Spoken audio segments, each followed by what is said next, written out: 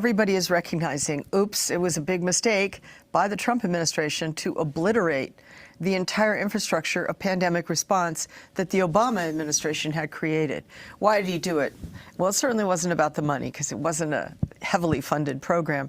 It was certainly because it was Obama's program. And explain, you're talking about the unit within the Centers for Disease Control. No, we're talking about something much vaster than that. It was a special division inside the National Security Council, a special division inside of the Department of Homeland Security that Bozo was talking from, and collaborating centers in HHS headquarters in Washington, the Office of Global Health Affairs, and the Commerce Department, Treasury Department. But what Obama understood dealing with Ebola in 2014 is that any American response had to be an all-of-government response, that there were so many agencies overlapping, and they all had a little piece of the puzzle in the case of a pandemic. Just do this mental exercise with me, Amy. If we get to the situation where we're anything like what's going on in China right now, then our Department of Commerce, our Department of Transportation, and our Department of USDA would have to collaborate to get food deliveries all over America so that parts of America don't starve. And you could see in China convoys, hundreds of 18-wheeler vehicles completely full of food coming into Wuhan every single day. Do we have the capacity to coordinate that? What the Obama administration realized was that you can't corral multiple agencies and things from private sector as well as public sector to come to the aid of America unless you have some one person in charge who's really the manager of it all. And that in his case, it was Ron Klain, who had worked under Vice President Biden. And he was designated with an office inside the White House to give orders and coordinate all these various things. Well, that was all eliminated. It's gone. And now they're hastily trying to recreate something. And last night, there were many names tossed around about who he was going to appoint as head of the response. He had previously gone on the record, President Trump, saying, I have great faith in Secretary Azar, and my HHS secretary will be in charge. And we're told from multiple sources that right up until they got on stage for that press briefing, Azar thought he was in charge. And then the president says, and here's my good friend Mike Pence, and he's taking charge. If the healthcare workers aren't really on their toes, really alert, thinking what if, and they don't have the right protective gear, then as they examine that patient, they become infected. And so this is our problem right now. Now, this particular case in Northern California is very worrying because the individual lived in a rural area, was not a traveler, didn't know any travelers, was a local worker of some sort. We don't know a lot of details, 61-year-old male, and was in various health facilities getting misdiagnosed. And it was the health providers themselves who were saying to the public health of California, which was in turn saying it to CDC in Atlanta, we want this person tested for the coronavirus. We think that's what this is. And the CDC said, no, it doesn't look like it, and didn't do a test.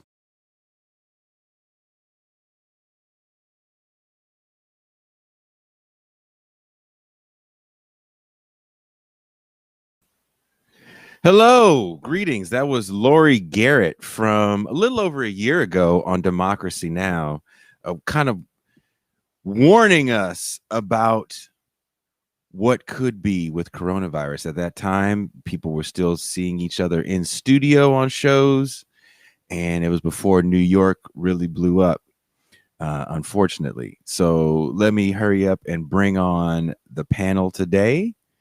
So I start off with my co-host, my homie, my dog, Pascal Robert. Peace and greetings to you, brother, comrade Jason. How you living, my brother? I'm all right. Doing all right.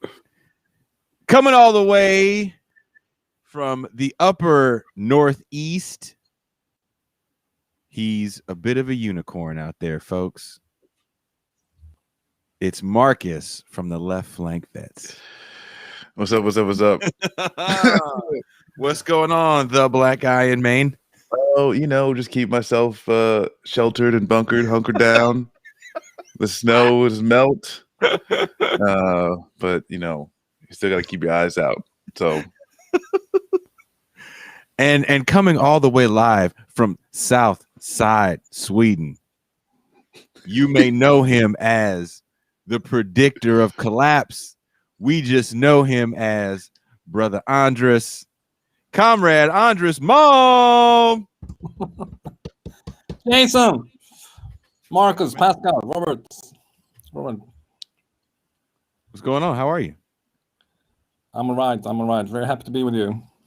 No, man, we're happy to. I'm happy to have you back. Last time we weren't able to do the show like this, where people can come on and ask questions. I just recently watched from about a month ago. You were doing some sort of question and answer thing, and I was telling my girlfriend, I was like, I'm surprised Andres didn't jump through the computer screen and start shaking a few of these people. They were asking like 5 questions at once. This old man was yelling at you.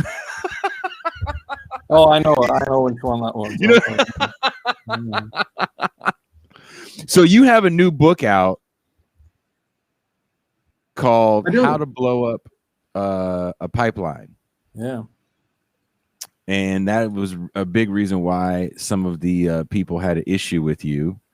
I don't have that book. I haven't read it yet. I definitely have Corona, Climate, and Chronic Emergency, which I rather enjoyed. I look forward to reading about you blowing up pipelines, like the Weather Underground. And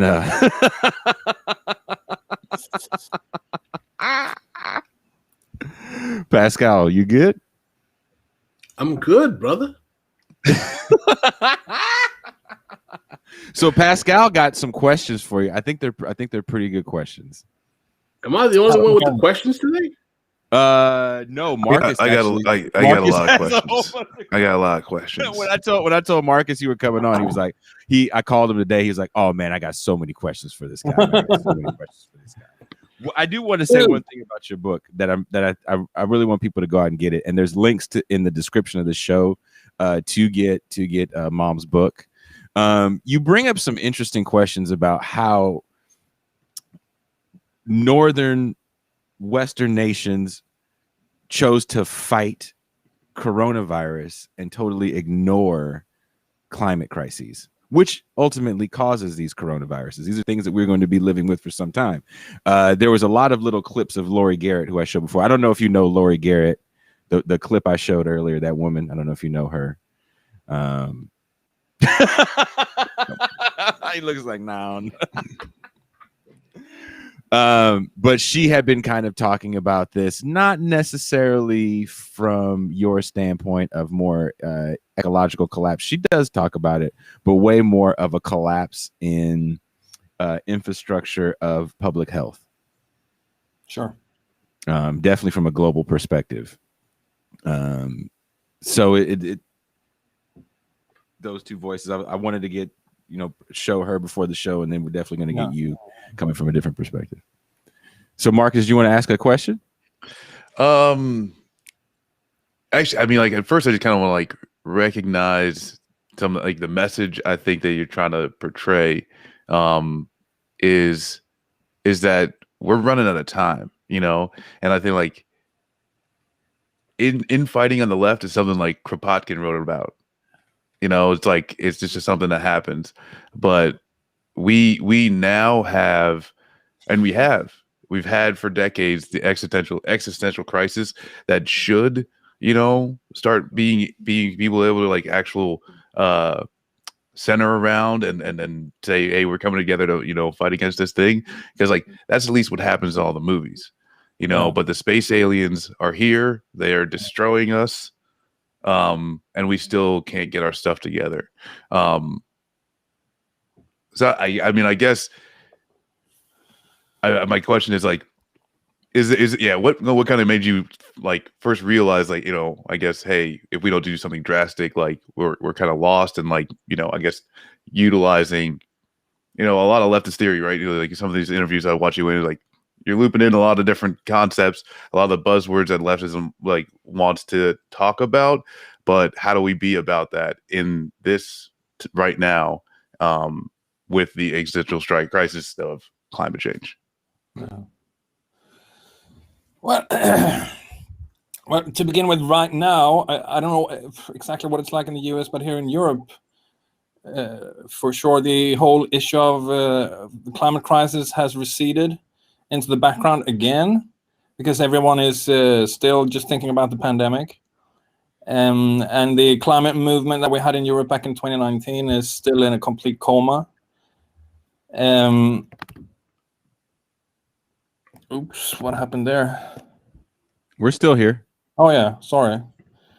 That was something strange that happened with my internet connection. Sorry for that. And I mean, everyone is talking about how to get a vaccine, and what kind of restrictions should be in place, and what sorts of lockdown and those issues. So the question is rather, are we going to resume the climate struggle anytime soon, or will there have to be some really serious climate disaster for people to think about it again? And I have to tell you something that's on top of my mind ever since I closed that book, and it's the fabulous novel The Ministry for the Future by Kim Stanley Robinson. I don't recall if I spoke about it with you last time. Probably I didn't. No, we didn't. Okay, good.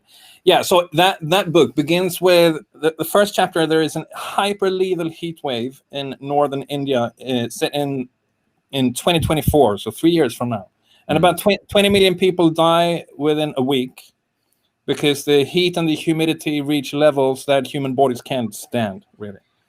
And after that, a real fight back begins. So some really pissed off young Indian people form a group called the Children of Kali. Obviously, this is a novel, but still. And they begin to fight back against coal-fired power plants and private jets and other forms of fossil fuel combustion around the world. And the question I think this book asks is, do we have to see a catastrophe on the scale of something like 20 million people dying before a real struggle begins to shut down the sources of emissions? And as reviewers of this book had pointed out, there's nothing very imaginative about a heat wave of this kind, because we have one scientific paper after another coming out showing that this is precisely what's going to happen in various parts around the world. And the most recent study that came out about a month or so ago says that in the tropical zones of the Earth, we'll start seeing those hyper lethal heat waves once the average temperature rise has exceeded 1.5 degrees. And that's probably going to happen fairly soon. The Guardian, which is like a major outlet for climate reporting, duly reported this with the headline being "Global warming threatens to make tropical zones uninhabitable." And this piece of news was posted on the front website of the Guardian below the latest intrigue from the royal house with the Meghan and Harry drama and all this. But what does it mean that tropical zones are facing heat waves that cannot be survived by human bodies? Well, tropical zones, that's where 40% of the population of all of humanity lives. I mean, this is a fairly significant part of the Earth where quite a big chunk of our species happens to reside. It's just that those populations, those parts of the species, tend not to be white and nor to be very affluent, comparatively speaking. But I mean, in any minimally sane society, you would see this news plastered everywhere. The tropical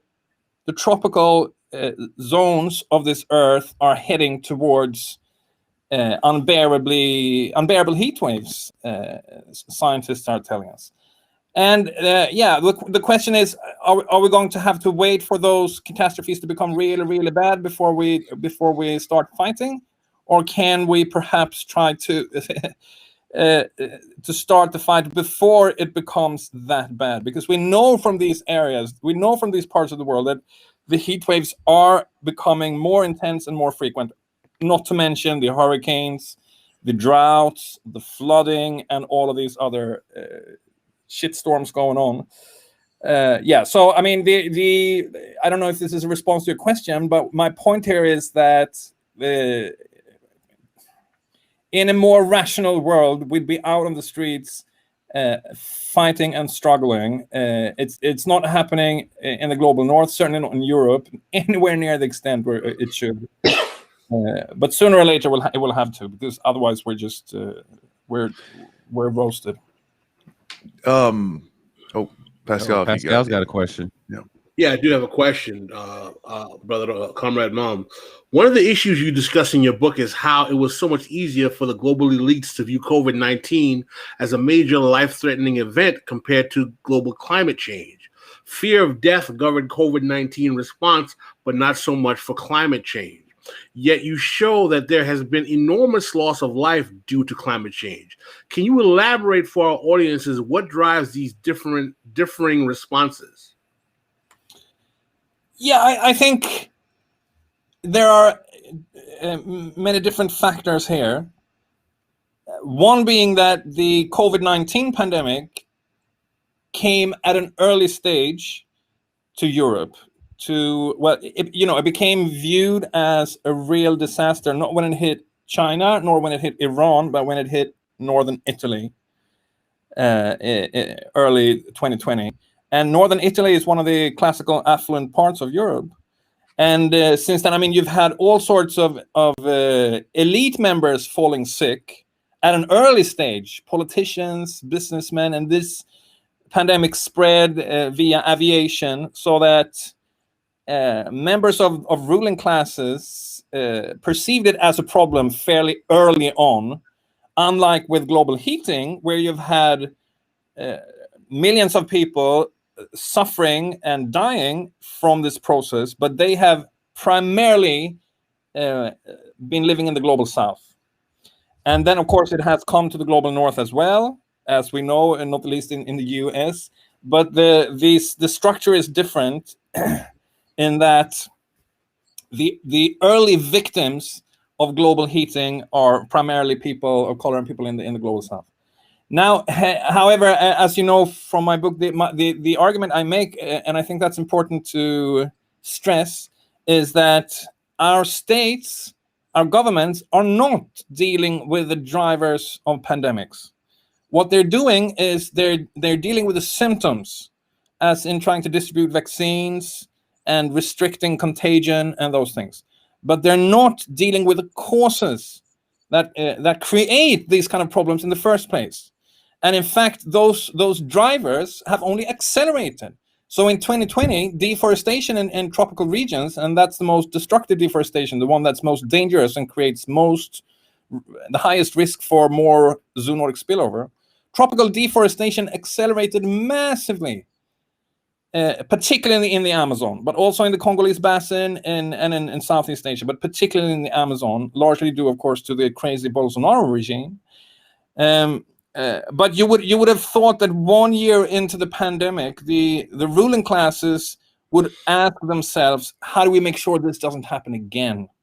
So you would imagine that something like the World Bank or the IMF or the World Economic Forum or some other forum for the capitalist classes would take some kind of initiative to go to the roots of this problem. But we're seeing nothing of that. Absolutely nothing. So even if we were to deal successfully with the COVID-19 pandemic in the short term by distributing vaccines and stuff like that and managing the pandemic and bringing it under control, we would surely see new outbreaks of Ebola, as there has been another outbreak this year in the Guinea, and other zoonotic diseases that are essentially caused by deforestation. And that could certainly mean new types of coronavirus pandemics in the near future as well. So at the end of the day, governments are as bad in addressing the drivers of these pandemics as they are in addressing the drivers of global heating. It's very similar. I mean, you have governments can evacuate people from flooding zones, as they did in Australia recently, and tell them to work from home, but they're not doing anything about the combustion of coal and oil and gas, or very little. Well, you made a very important statement here that, by the way, I see almost never, ever highlighted, that the global South, largely the black and brown people of color countries in the world, disproportionately are negatively affected by climate change. And that particular politics, racialized politics, is one of the contributing factors as to why the global north does not take the issue seriously. Am I interpreting you correctly in that position? Yeah.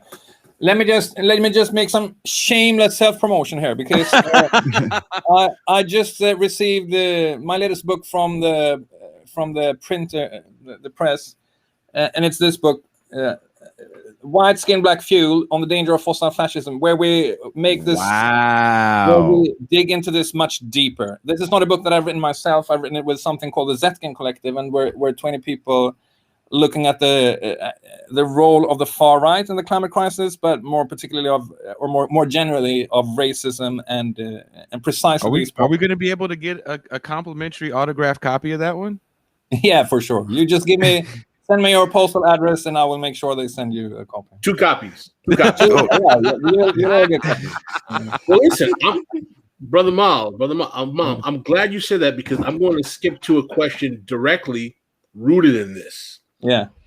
Why is climate change politics, at least in the United States, frankly, so white? Is there any effective way to make the importance of climate change relative to Black and brown communities? Yeah, it's a very good question. And we have the same problem in Europe. Well, I mean, the climate movement, narrowly defined, has grown out of the white middle class environmentalist movement. It's become more diverse in Europe than that. It's not as exclusively middle class as it has been previously, but it still has a massive problem of being disproportionately white. And I guess that holds for the US as well. But on the other hand, I mean, you have all sorts of environmental justice movements in the US, as you know, movements struggling against environmental racism. Obviously, lots of indigenous struggles against pipelines and other types of fossil fuel infrastructure. So if you broaden the definition of the climate movement, it's not that wide any longer. But if you look at organizations like Extinction Rebellion, Fridays for Future, 350.org, these tend still to be led by white middle-class people. And that is a massive problem for the climate movement. And I don't think that, well, one thing that we argue in our book is that the climate movement really needs to address this problem. Yes, people in the chat are writing Sierra Club Greenpeace, yeah, for sure. It's exactly the same thing there. I mean, the climate movement needs to find a solution to this and hook up with the people struggling against racism in all its forms, because the far right, this in the US, I guess, would be, I mean, the Trump Republicans, all the defenders of white supremacy, including the cops. Joe Biden. Yeah, I mean, these forces are also the forces that defend business as usual most aggressively. I mean, it's the same cops that kill people of color in the US that defend the pipelines and all of that. And we have this similar situations in Europe, although it looks a little bit different. So for the climate movement to struggle successfully against the far right, it needs really to transcend its whiteness and become, in more concrete terms, allied with the struggle against racism. This is one of the things that we're arguing about. Well, this is something that, and I was talking with Jason this morning a little bit, that I've kind of just been rolling around in my head, because at a lot of points, the left, we end up talking from issue and then transitioning over to fighting the ideological right. So like understanding that their concepts, their beliefs do fall under an umbrella, but as the left, that's not so true, right? Like we talk about climate activists, we talk about social, racial justice activists, we talk about these, housing activists. All of these things are separate. And I my question is, do you think the battle against climate change, because this is the existential threat. You know, racism can continue on, and with Black people staying alive, you know, but not in the context of climate change, you know. Yeah. So like gender pay gaps, those could theoretically continue on in perpetuity, but not in the concept of climate change. So how do, as the left, we end up, you know, I guess becoming that umbrella with that focal point of the biggest existential, you know, risk, and then transcending down. But also too, is like not just about, hey, how do these effects of climate change, you know, mostly hurt people of color, but also too, how do the fixes, right? How do these, you know, if we're, you know, could snap the finger, how do these fixes also speak to where we need to go, right? Where do we actually, you know, be able to say, hey, we do have a jobs guarantee. You now do have, you know, guaranteed housing and all these things. And because we are trying to combat climate change and just be able to exist on this planet as a species. First of all, I think you made a really important point there that the temporality of the climate crisis is different from almost any other problem that we're contending with, because it's wired to get worse. You know, for every gigaton of CO2 that's put up into the atmosphere, it gets worse. Something like a gender pay gap, or I mean, let's say the occupation of the West Bank and the Gaza Strip, or even police brutality in the US can hover around a kind of terrible average for decade after decade. But global heating cannot. It can't stay at an average. It's inherently set to deteriorate and become exacerbated.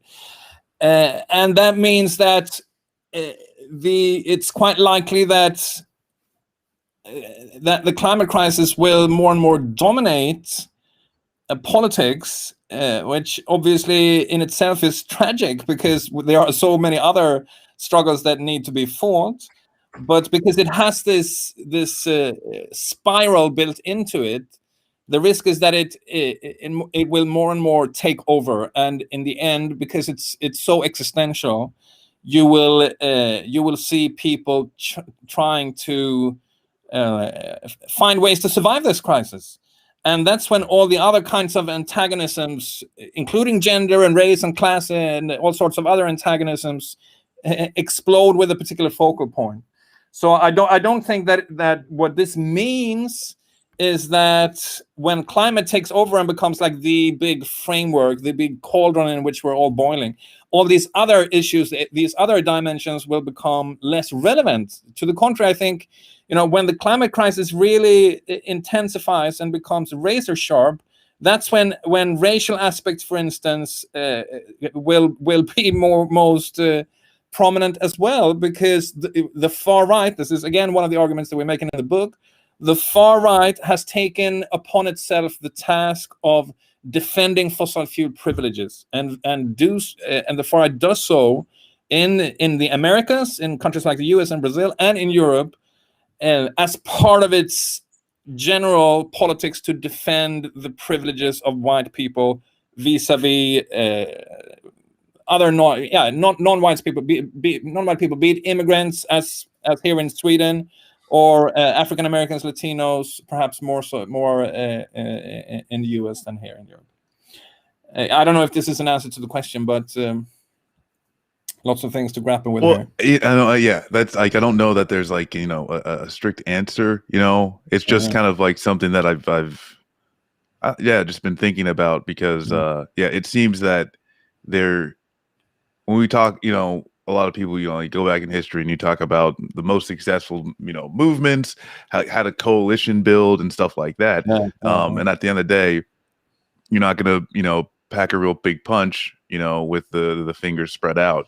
And if, you know, if the battle against climate change could be the catalyst for the left to solidify, based off of the existential crisis, you know, that it gives us, but also the way that the solutions can speak to the specific grievances within these, you know, issue areas, whether you are, you know, native and you want your land to be healthy again, toward, a jobs guaranteed, housing guarantees, to having healthcare for all, like we can understand that if we're going to battle against this thing that's going to, eradicate our species, we need to take care of ourselves in order to, do so. I think that's part of the logic of things like the Green New Deal. I don't know what you comrades in the US, how you perceive that Biden's infrastructure plan, if it has an element of that or not. We're going to get to those. We have those questions prepared. Yeah, but I mean, I feel about this plan, because I don't know it closely. Have you followed Biden's infrastructure plan real close, Marcus? Yeah, and it's tough also now, like with what they have now, you could basically say it's inadequate just off of number, scope, but really, like, Congress has to write this stuff up. They say we want this amount of money to go towards this government action, and this agency is supposed to do this and this. They just talk about goals. It's on Congress to actually write this out. They don't know whether there's going to be one bill, there's going to be a series of bills, or it's going to be a packaging, an omnibus type thing. So that's what Congress is cooking up now. I think, what do they say, by Labor Day, maybe, or maybe I'm thinking of the wrong one. But either way, next month or so, Memorial Day, excuse me. They want something kind of on paper that they can start debating and X, Y, and Z. But large cash giveaway. The fact that they're saying this amount of money directly towards electric vehicle, but they're not actually dealing with Amtrak. It seems very hopefully unserious and very much just a this is what we're gonna do that's unsatisfactory. I know there was a lot more train stations. We're gonna have a train station and not like train stations like you have them, brother Andres, but like old school train stations. No. Yeah, and that's one of the things that really pissed me off too, because with the trains, Amtrak made a response when Joe Biden said, "Hey, this is what we're doing." Amtrak made a response that with this allocation, this is what we can do.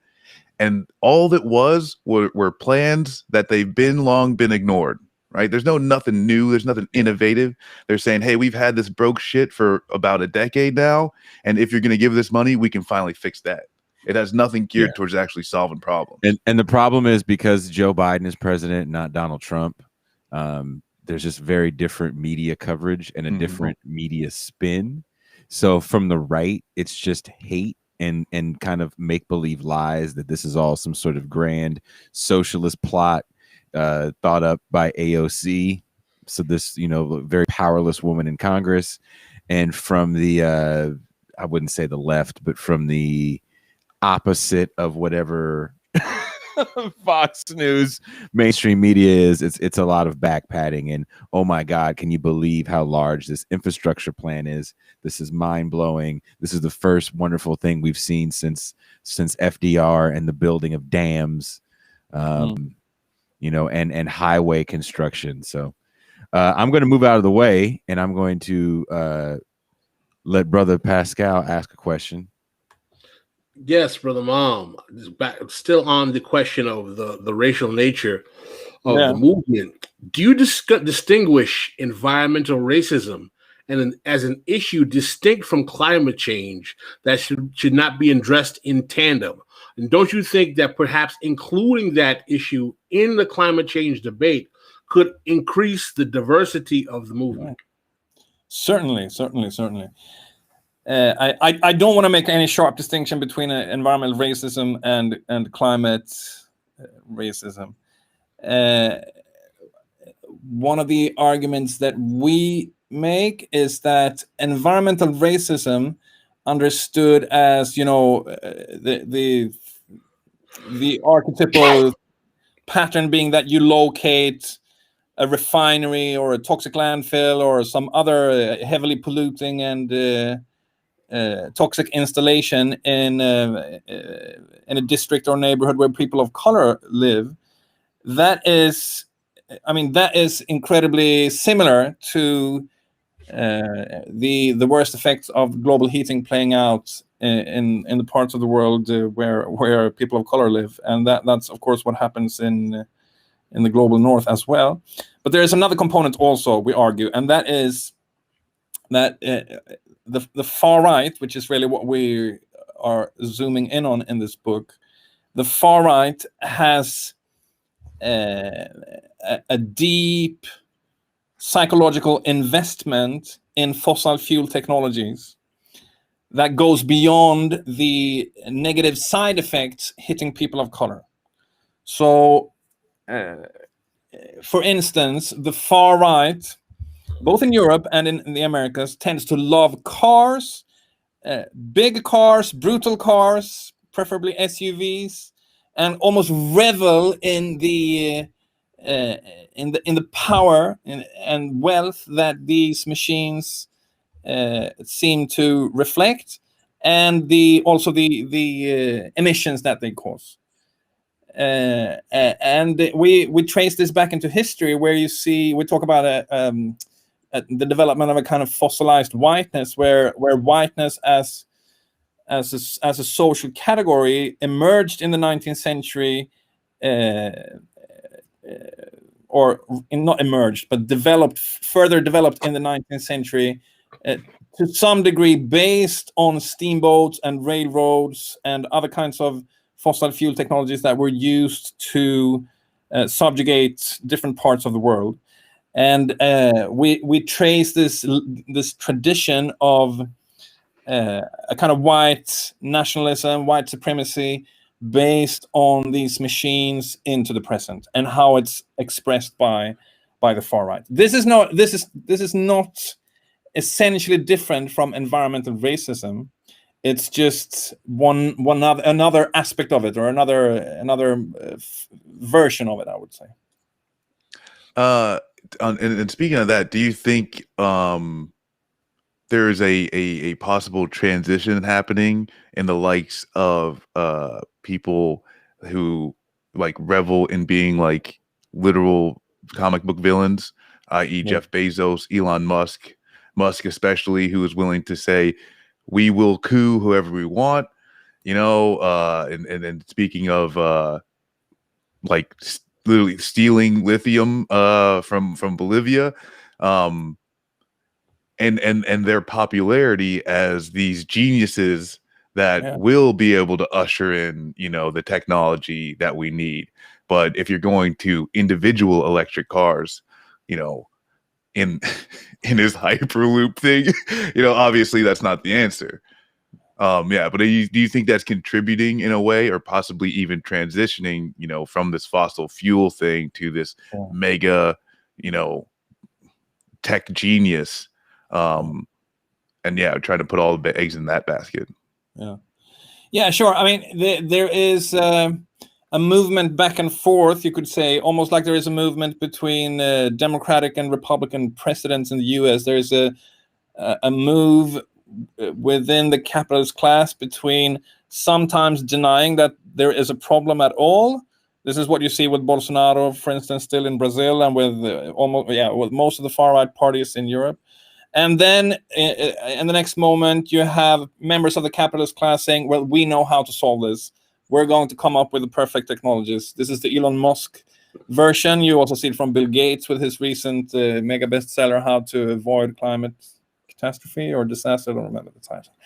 And these two poles, they kind of stimulate each other, or feed off each other. And none of them represents a real solution, because none of them really goes to the heart of the ecological crisis, or of the problems. That's not to say that I would rather have, or it doesn't matter if it's Trump or Biden in the White House, or that I could just as well have Bolsonaro as Elon Musk. Obviously not. But because the sort of greenwashing element of this doesn't really solve the problem, but just puts a nicer veneer on business as usual and allows for continued expansion, in the end you will end up with more material investments into the fossil economy, that will have to be defended when the battle starts for real. So there's a kind of dialectic back and forth between the greenwashing side of it and the, well, there's not a problem, there's no problem at all, we're just going to defend it, defend all of it. That would be my thing. Excellent. I had another question for you, Andres, if you don't mind.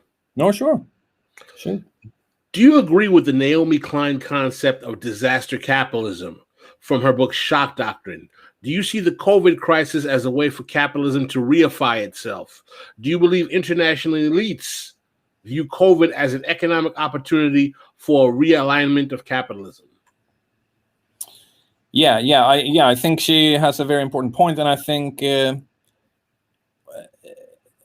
mean, the core of her argument, if I don't remember incorrectly, is that capitalism is extremely effective at seizing the opportunities of various types of crisis to further entrench the power of capital and, impose deregulations and things like that on people. And that capitalism is much more effective in seizing these opportunities than its enemies, that is, we are, because we tend to see something like the COVID-19 pandemic or the financial crash that happened back in 2008 as opportunities to advance our positions, but rarely is that what happens in the end.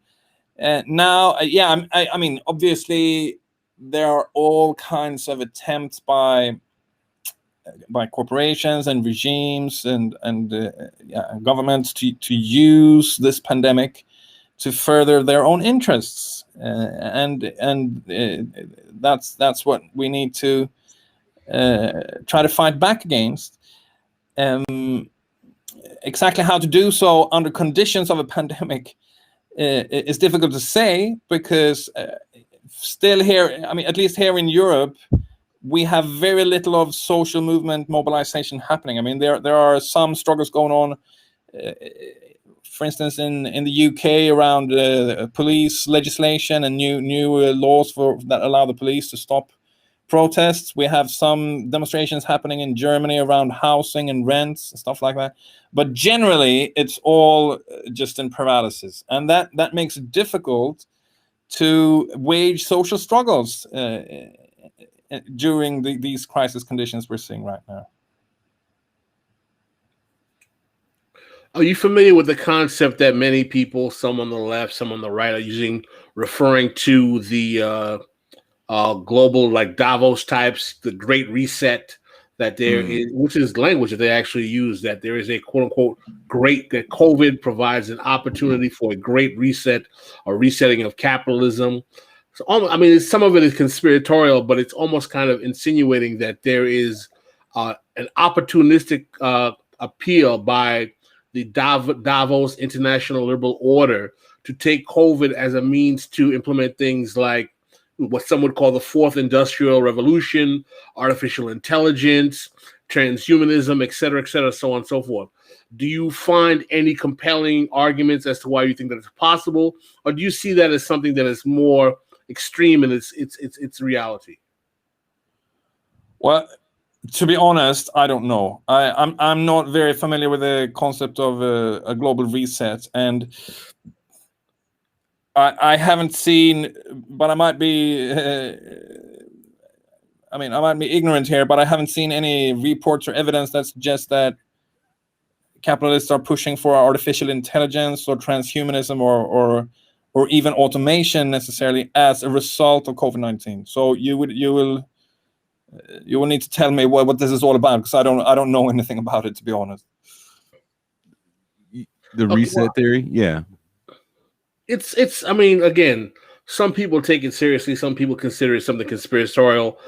That some on the left will argue that we are in a quote unquote fourth industrial revolution, and that basically technology is bringing us to a new level of kind of technological dystopia with capital, AI, artificial intelligence, et cetera, so on and so forth. And that what's the link between that and COVID-19? The belief is that COVID-19 is because of closing down of businesses, people not being able to go to work, exacerbates or increases the speed of those developments. Yeah. Yeah, that might very well be the case. It's just that I have no knowledge about it. Sorry. I get they're not talking about it where you're at. That's it. There's a few things that they don't talk about where Andres is. I had to ask him what a tanky was. Yeah. Oh, dang. I looked it up afterwards and found out it's exactly what you said. Well, yeah. Do you get called a tanky now, Andres? Did they call you a tanky now? No, I mean, it seems to be more of a US thing than a European thing. Okay. We have no real left in America. That's why we have these ridiculous internecine fights about stupidity all the time.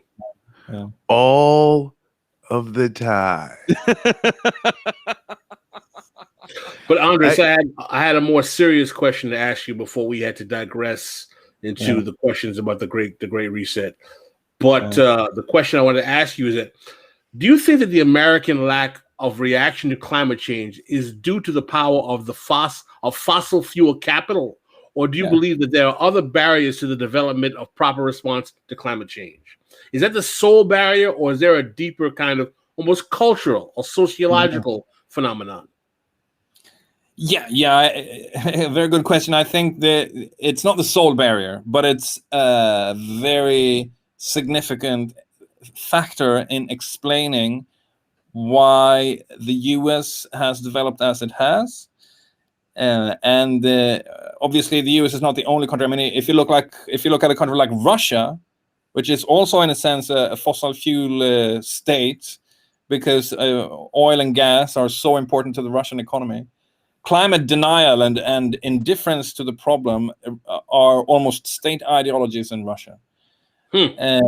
But it's so that is the role of the fossil fuel industry in an economy and in a state is a very important factor in making that state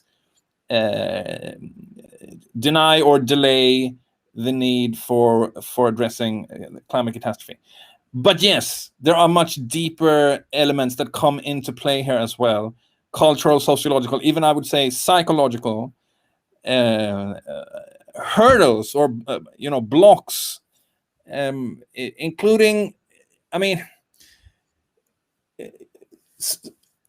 a significant chunk of the U.S. population, the Republicans, most of the Republicans, as far as I can tell, are extremely deeply wedded to the idea that the kind of machines that we have, the kind of lives we live, our privileges, our wealth, are all great. There's nothing wrong with it, and we can't countenance, we can't really contemplate the idea that this could be a source of catastrophe, and therefore we have to deny it.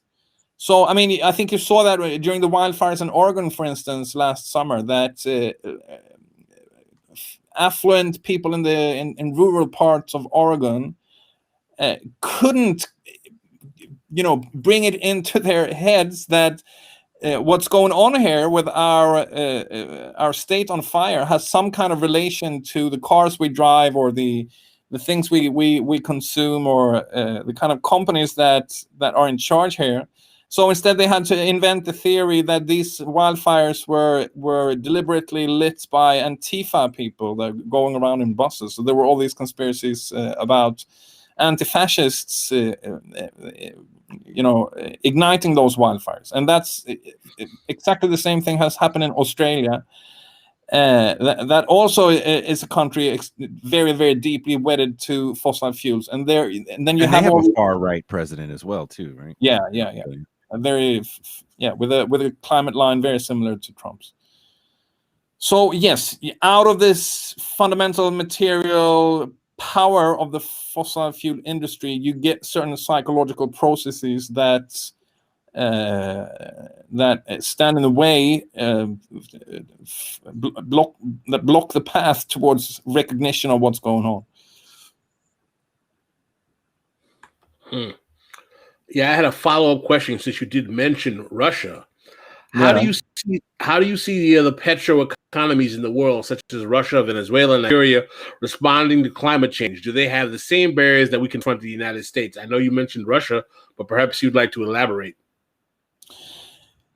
Yeah, I mean, some of them are fairly similar to the US. I would say countries like Russia, Australia, to some extent Canada as well, even though Canada has, as you know, a liberal president. But the far right thinks and behaves in a similar fashion. When you go to countries like Iran or Saudi Arabia or Venezuela or Iraq or Nigeria, the dynamic is different. These countries have a lot to lose if the world economy were to shift away fundamentally from fossil fuels. So they're not doing anything to hasten that process, but they have a different political cultures, different histories. So you don't see. I mean, I would be very surprised if they're. At least I haven't heard anything about there being, for instance, a far right in Nigeria that denies the climate crisis so as to defend fossil fuels. Correct me if I'm wrong here. And in Venezuela, obviously, it's very different. The left, whatever you think of that regime, the left that is in control there hasn't, as far as I know, engaged in any kind of explicit climate denial. And in the Middle East, the utterly corrupt and reactionary regimes of countries like Saudi Arabia or Qatar or Iran too, for that matter, they don't tend to engage in climate denial, but they've sabotaged the climate negotiations that have happened in the UN and that have been going on forever. It feels like. And obviously, these regimes have very important material interests to defend. So that doesn't make solving the problem any easier when you think of these regimes. It's incredibly difficult to see something like a climate movement emerge in a country like Iran or Saudi Arabia. But do you think some of this is why too some of these that you name don't deny climate change is because that they're the ones that are kind of getting the brunt of the changing climate, right?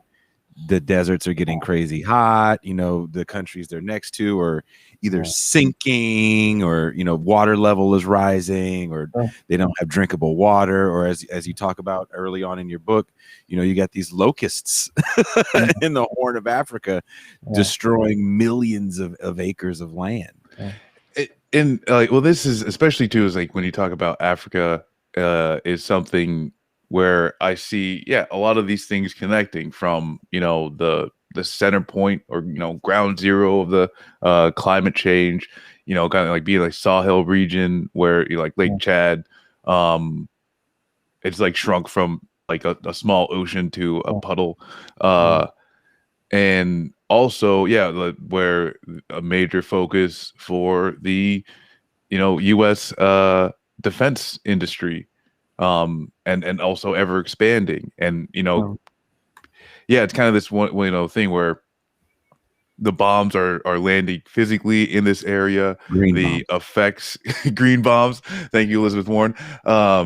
The effects of the bombs are landing in this. The secondary of the climate crisis and all this stuff like that. The way that it feeds into just Deep state got him.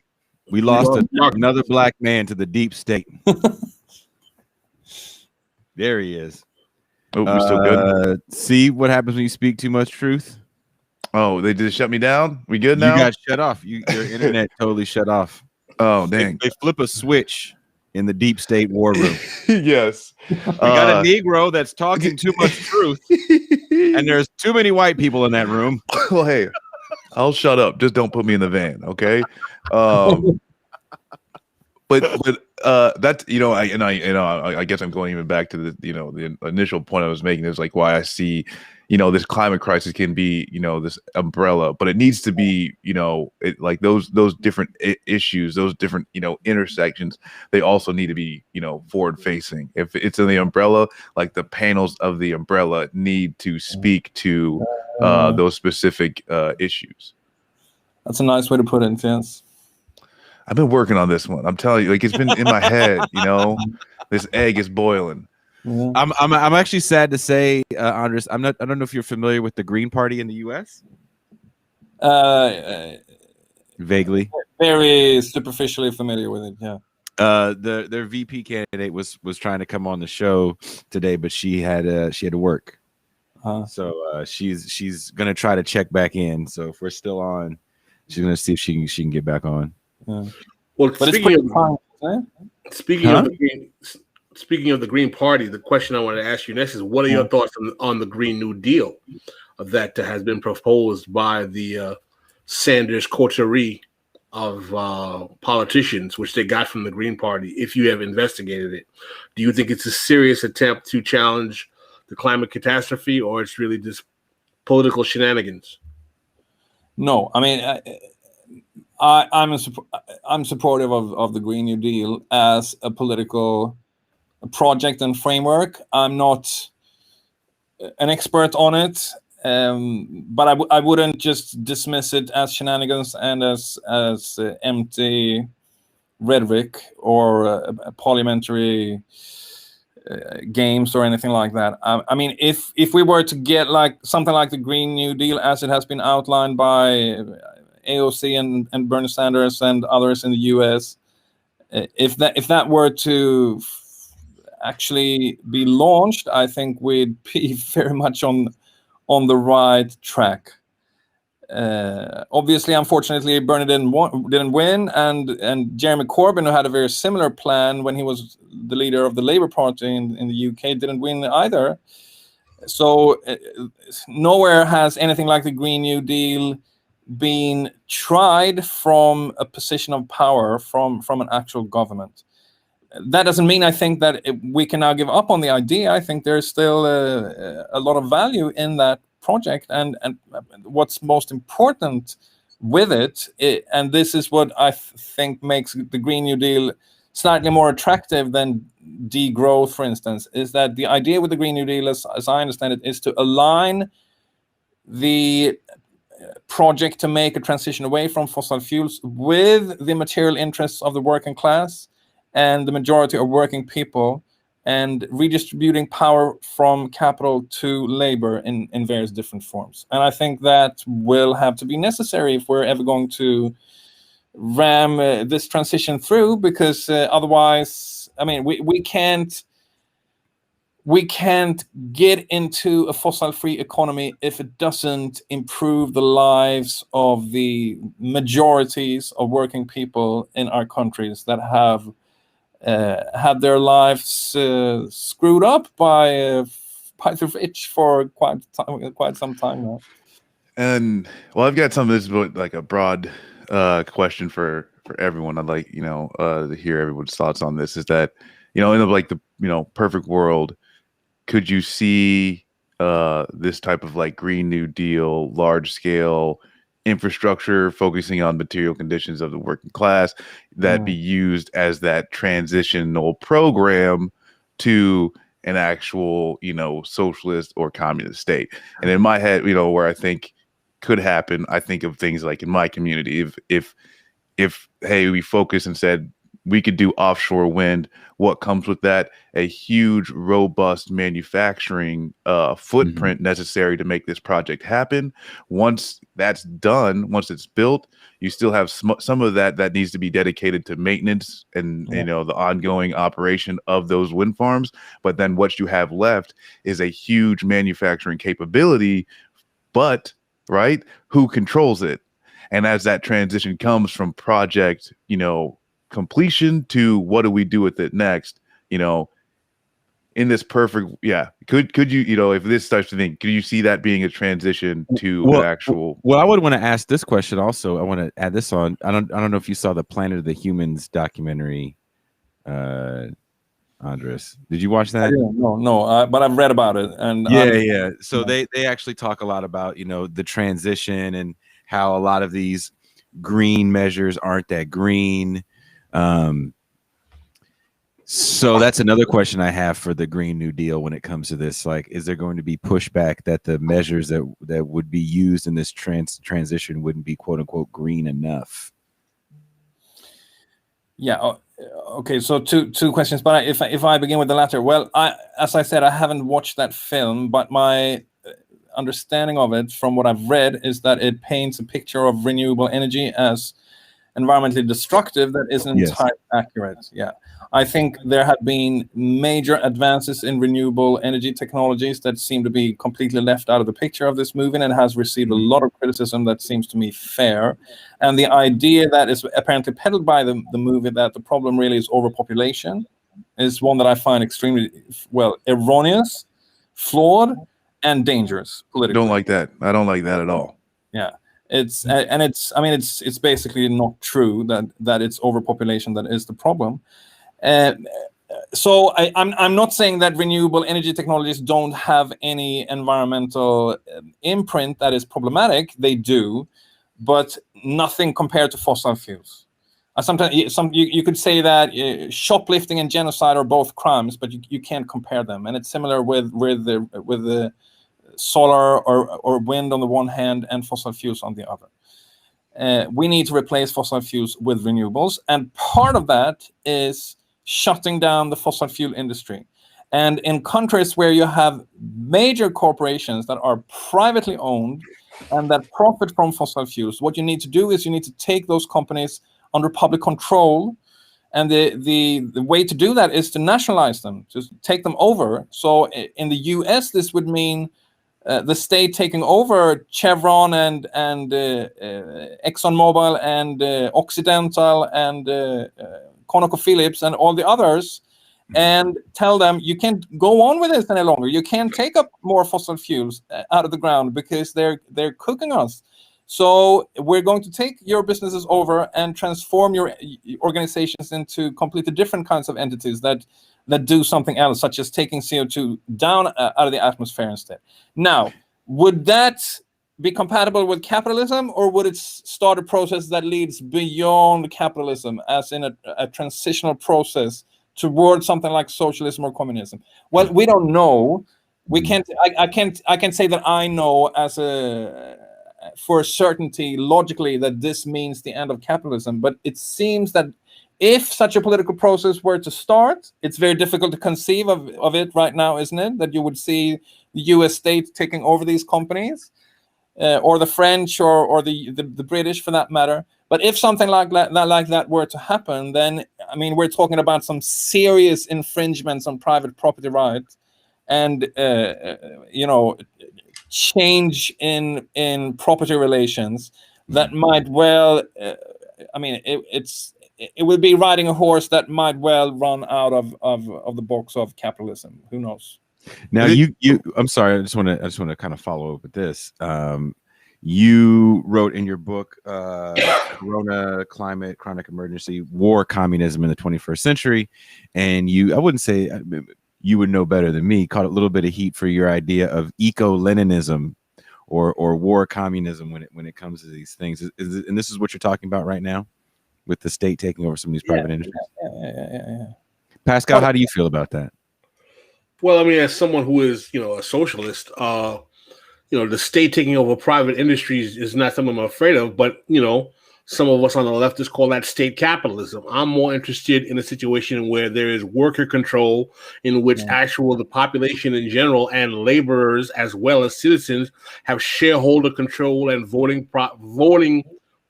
control of private corporations, as opposed to simply saying the government owns these corporations.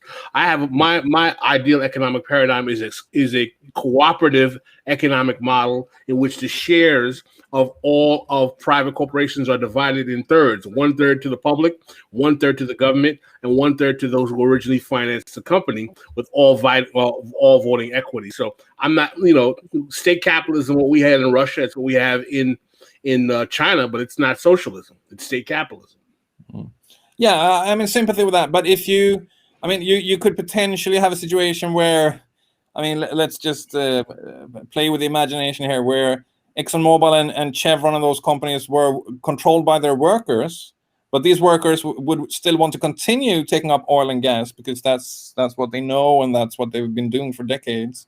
Then that still wouldn't solve the problem. I mean, if you had oil and gas and coal corporations owned by their workers, you would still need some kind of a state mandate or planning to take these companies away from fossil fuels. I'm not arguing to abandon the state or abolish the state. What I'm saying is that ownership of the means of production should be cooperative between citizens, workers, the state, and the original private investors.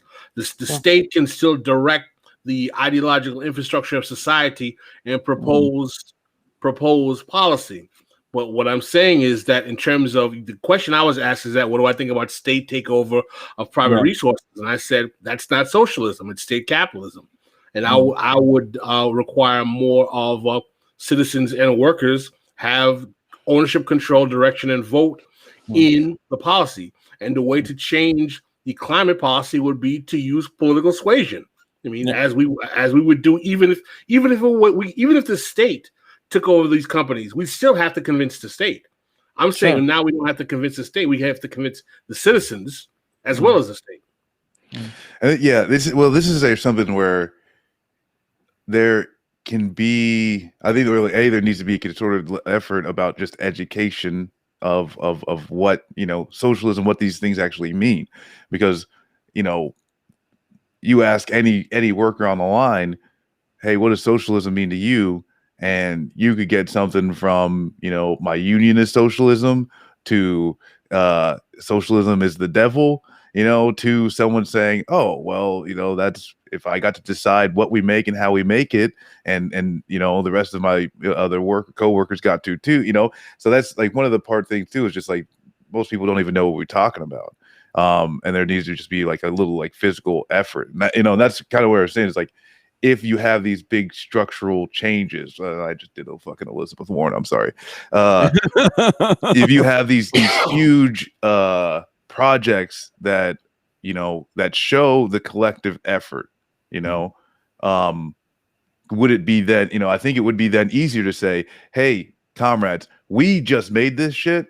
We all just decided it was the best for us. Why will we now just hand back over decision-making power? And it's literally like, well, if they want to tell us, hey, we're going back to building bombs, well, we're not coming into work today. Or when we come into work, guess what? We're making other shit. We're making refrigerators. Well, let me play this for you guys real quick. It's only like a minute. It's can eco-socialism save us? Hold on one second. Save the world. Hold on one. And then I want to get your guys' take. You can hear? Yes. Okay.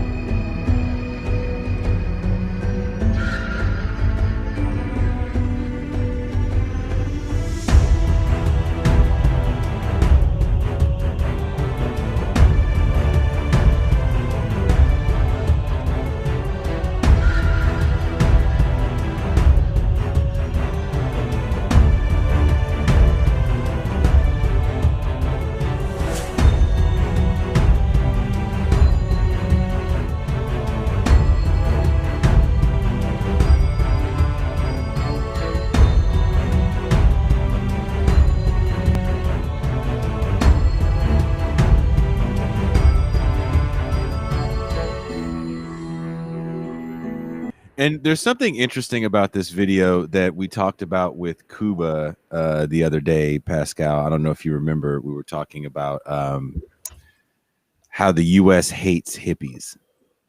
And there's something about the ecology movement that's still based in this idea of a granola eating, tree hugging, hemp wearing hippie.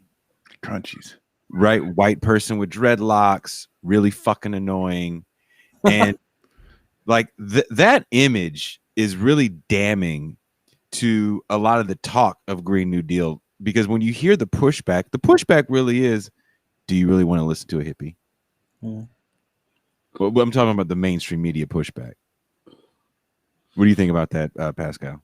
I think it's a consequence of what happened with the New Left in the 60s, that the movement shifted from the 30s and 40s when it was focused on workers to in the 60s when it was focused on college-educated kids. And that was the problem.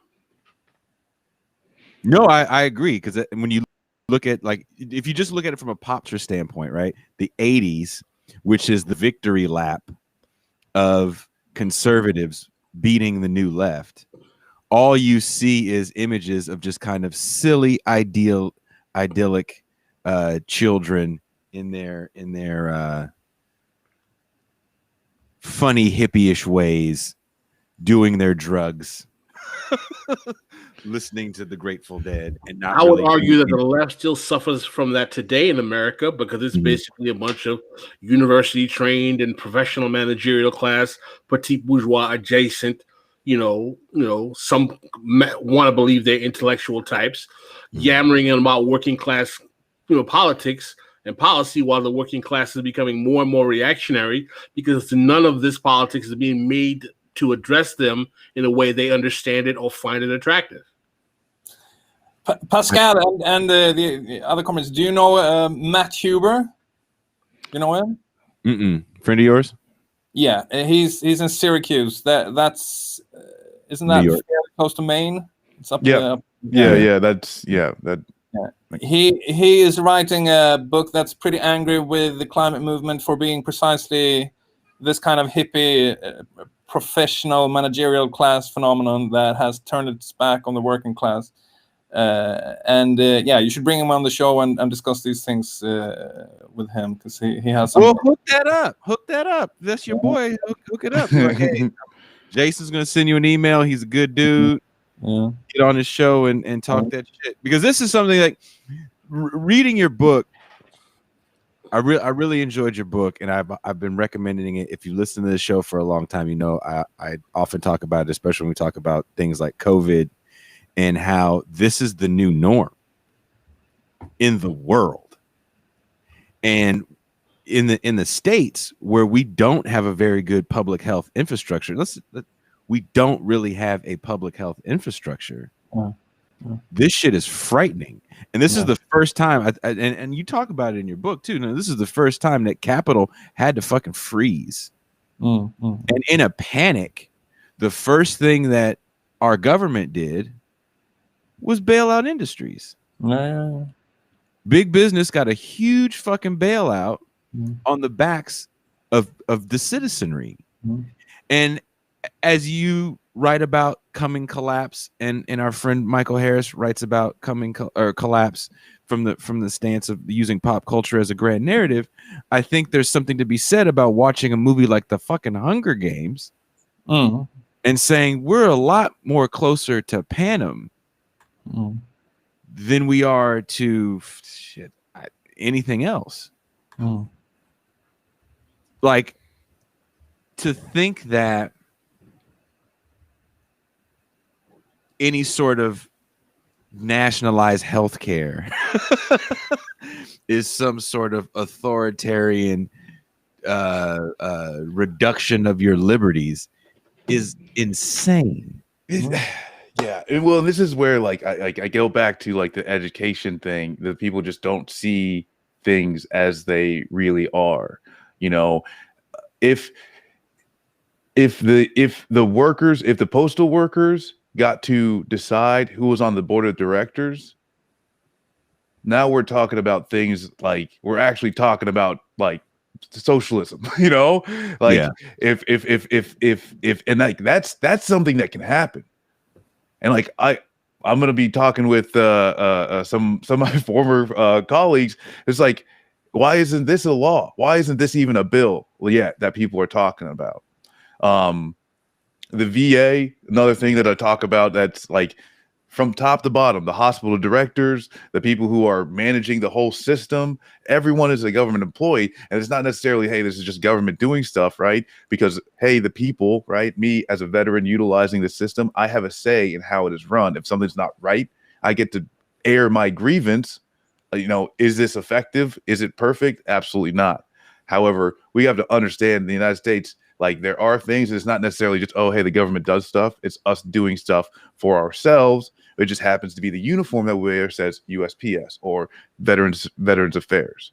And then expanding on that. And like healthcare, that is another one of those things where, hey, that's a panel on the umbrella to say, for one thing, guaranteed healthcare is a response to what the climate is already doing, right? If you look at the communities that are most impacted by the corporations that are polluting, you know, who lives around these, who are these people working for, you know, and what is their end of life after work, right, look like? You know, people with lung disease, all your joints are bad and broken. And so even with the healthcare, that is another thing, is it a direct response to climate change, and also as a goal of saying we can't fix this problem if we as a like labor force aren't healthy enough to actually do the work. And someone asked the question, Comrade Malm, and you had mentioned this in your book about blowing up pipelines that just pisses off old white leftists, apparently.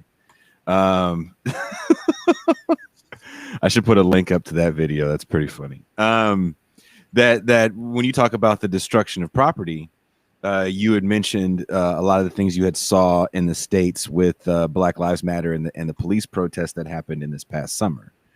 Did you want to get into that as far as like a strategy? Yeah, sure. So how to blow up a pipeline is a brief intervention about tactics and strategies for the climate movement that came out. I mean, that book really is a product of what happened in 2019 with the mobilizations around climate. And there you had the hegemonic view being what's sometimes referred to as strategic pacifism.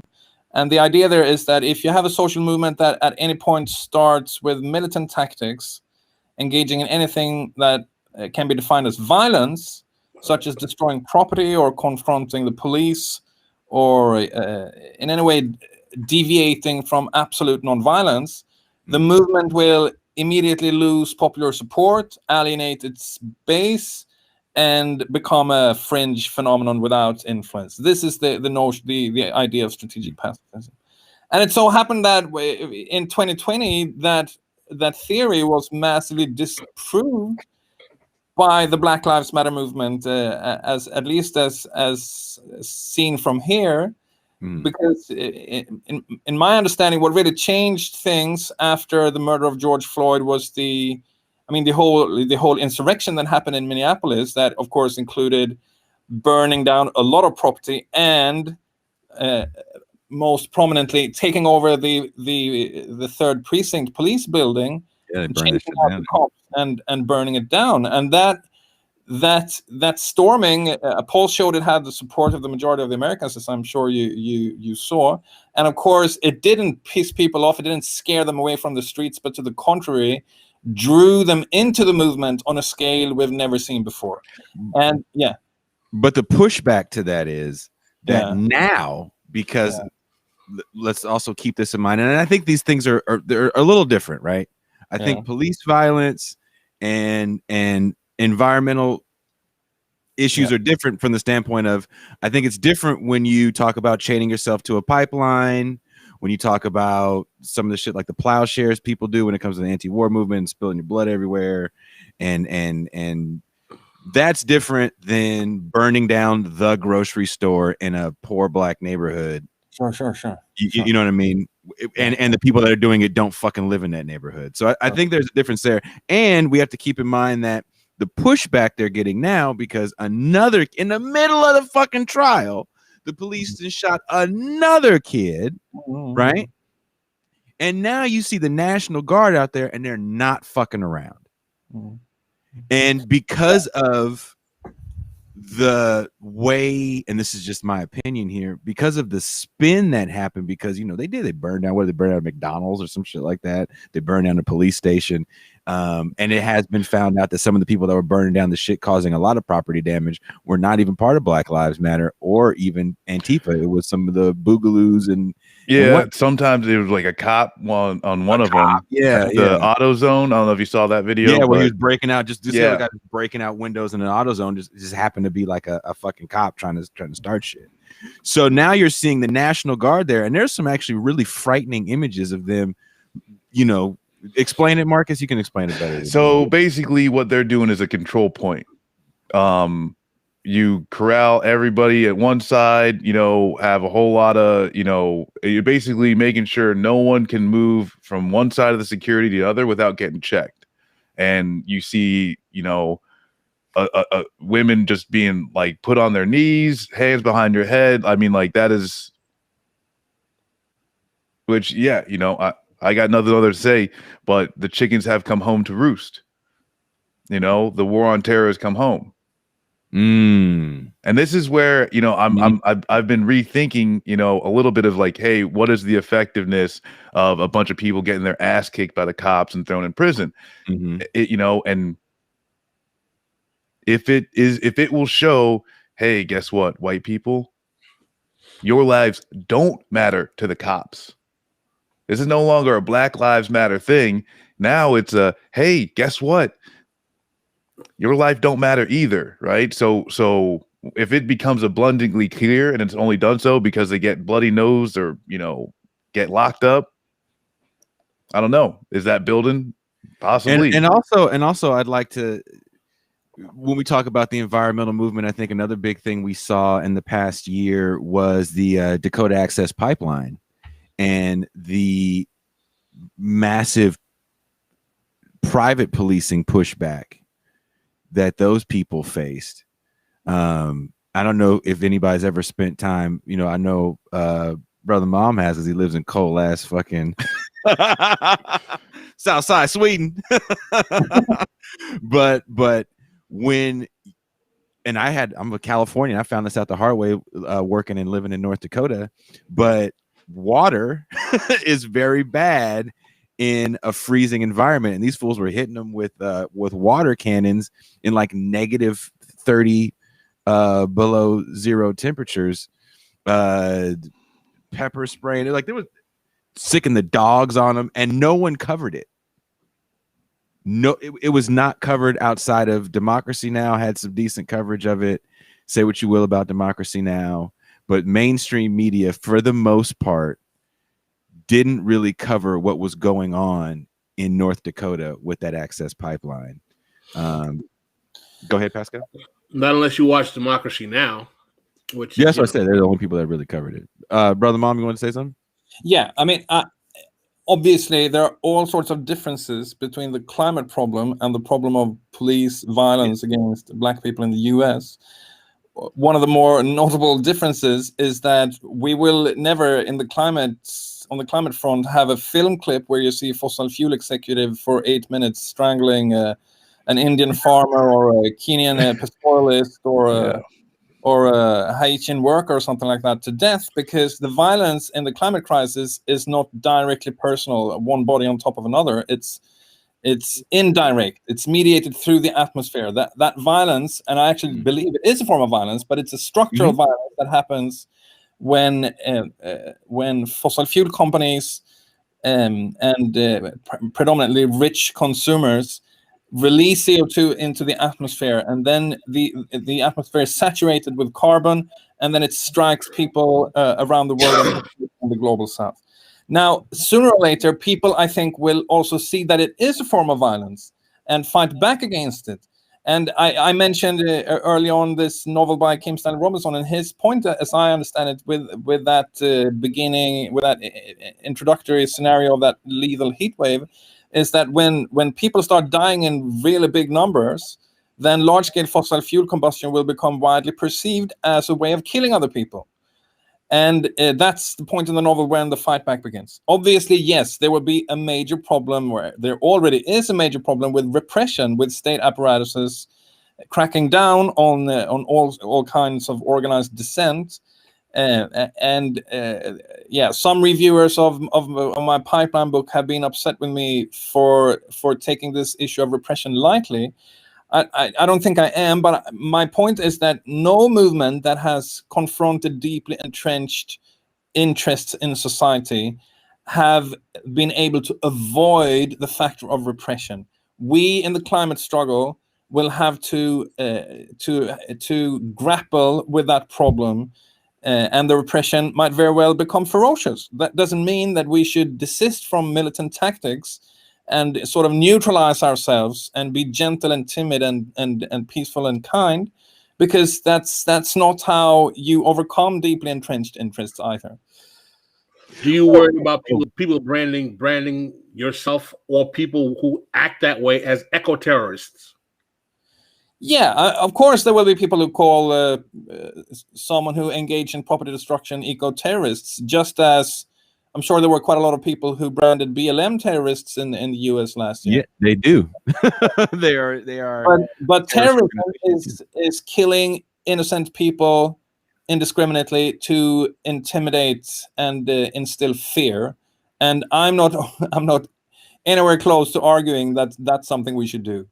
So in my book, I argue that the climate movement should desist from, it shouldn't even ever consider doing things like, say, assassinating fossil fuel executives or something like that. Just as BLM activists didn't go and assassinate cops or send suicide bombers into police headquarters, right? But the violence that existed in the BLM movement last year targeted police property and businesses. And I know some of that looting was problematic, and I know that some of it could be pinned on undercover cops and things like that. But I think there was a genuine movement of militants, genuine element of militancy in confrontation with police and destruction of police property that was quite widely understood as part of a justified expression of anger in the U.S. I feel like there was a moment, and I feel like it was fleeting, because here, and I can't speak for where you are, movements get co-opted real fucking quick by capital. As these protests started to blow up, not just and let's keep one thing in mind.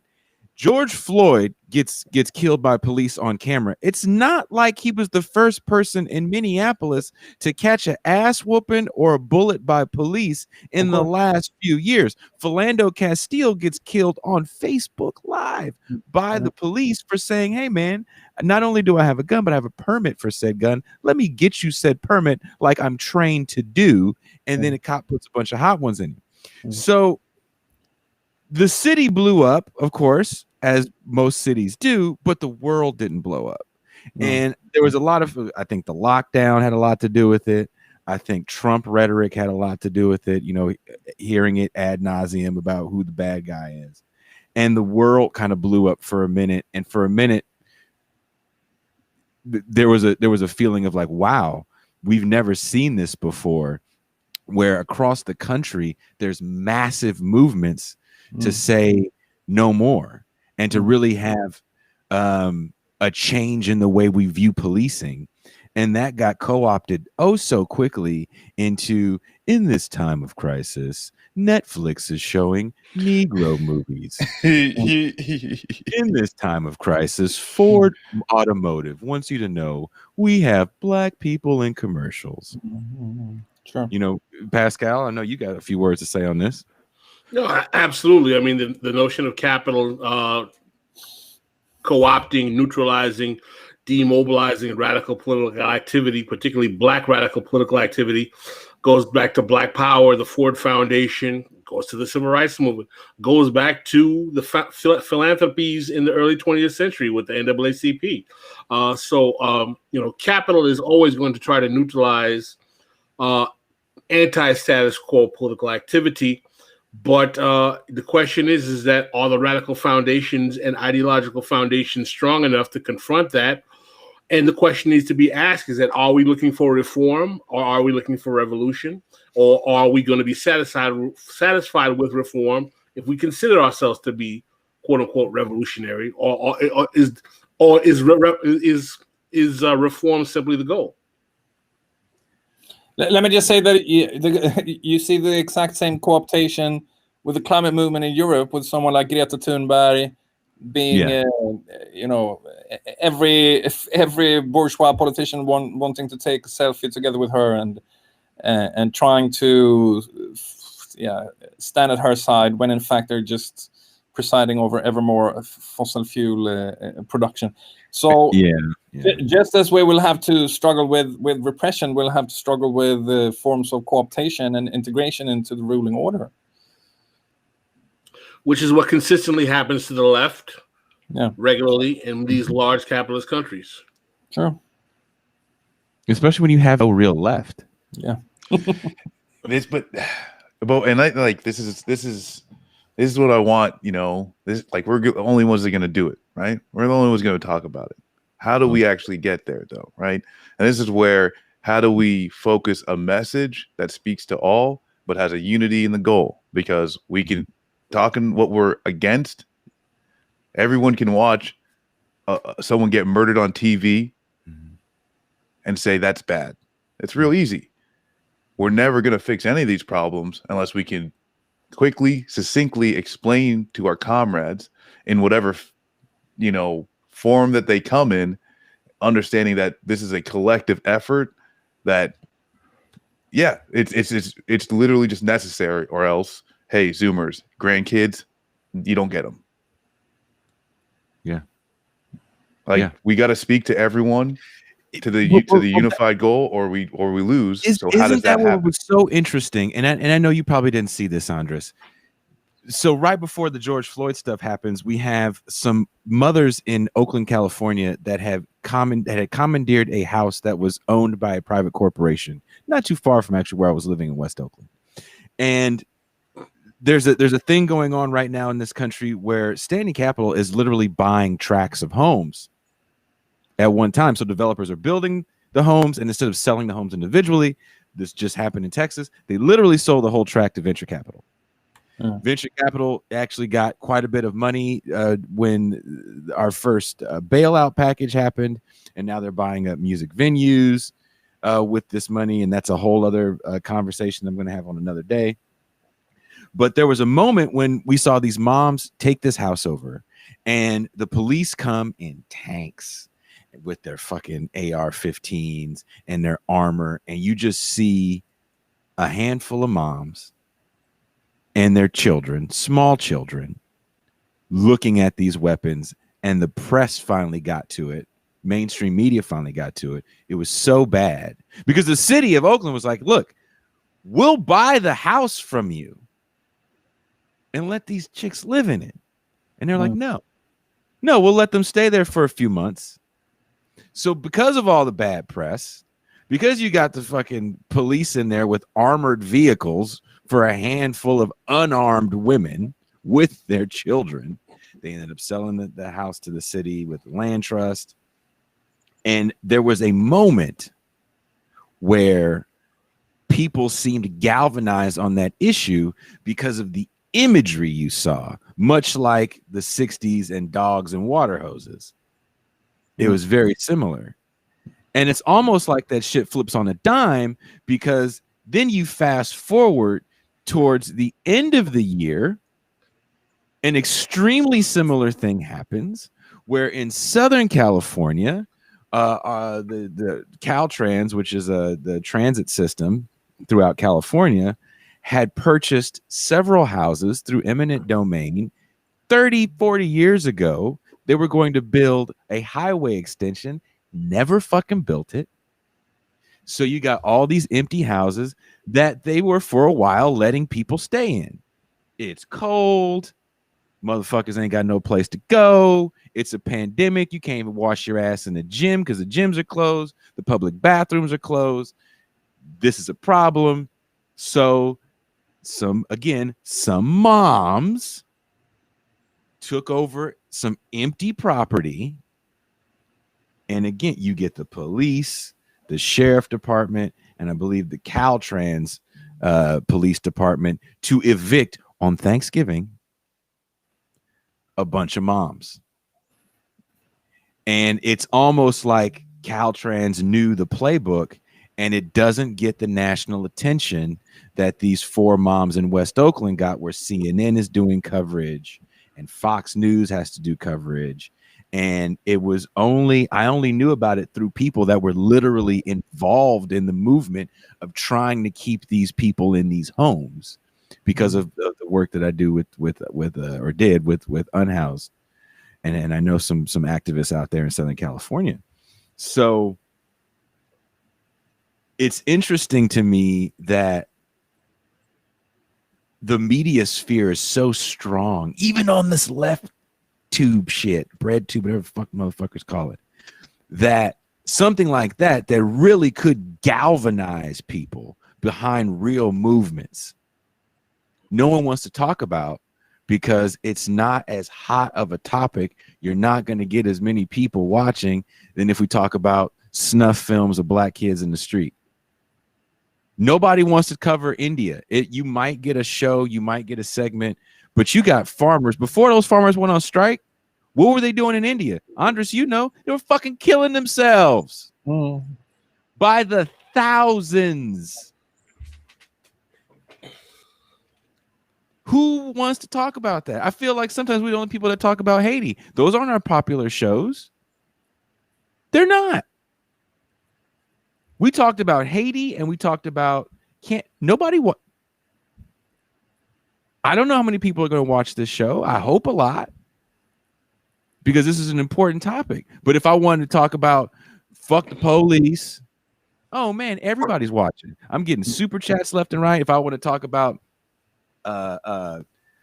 fuck AOC and everybody that looks like her, oh man, I'll get money left and right. But when you talk about the real problems that are causing things that are keeping us locked inside, it's frustrating. Well, of course. All right, that's my rant. I think like all these things, they need to be connected. They need to be able to be connected, because like what you're talking about is the same thing as I'm saying is like it was real easy for people to look at 4 mothers and some kids and say we are against those people being unhoused. They're not making that the next leap. It's like not even a leap. It's the next step. If I am against these people being unhoused, then I need to be for everyone having a house. You know, and that's one thing you don't, right? Everyone understands we are now against George Floyd being murdered. We're against Adam Toledo being murdered. We're against all the people being murdered. But what are we for? Are we for a environment and community that doesn't need someone to show up with a gun? I mean, hell, are we even dealing with a community that doesn't need to criminalize or bureaucratize individual transporting themselves from one place to another? Like, so that thing is like we only can talk about the problem as we are against it, you know, and I mean, well, like Andres mentioned it before, you know about the climate thing. It was like we're not focusing on how do we not make sure that this doesn't happen again. And really, it's like you name the fucking issue. We focus on the problem. We say this is bad and this is what we're against, because that gets clicks. Doesn't solve any problems. Doesn't move the needle anywhere. And you know, we're still a bunch of different groups dealing with a bunch of different issues that are all intrinsically connected. I couldn't agree more. Are we firing you up, Andres? Are you getting fired up over there? Go write another book. You're writing a ton of books right now. I'm sure your wife is mad. Yeah. But I've also been on parental leave for about half a year now. So. Oh, okay. So at least the house is clean. What is that? You parental what? What so, parental leave? When I first reached out to Andres, I wrote an email and you get an auto response, and his auto response is like, "Look, bitch, I'm on leave, and I may not get back to your ass real quick, because where I live, I get to actually see my kids grow." Just rubbing it in on us like that. You rub it in like that.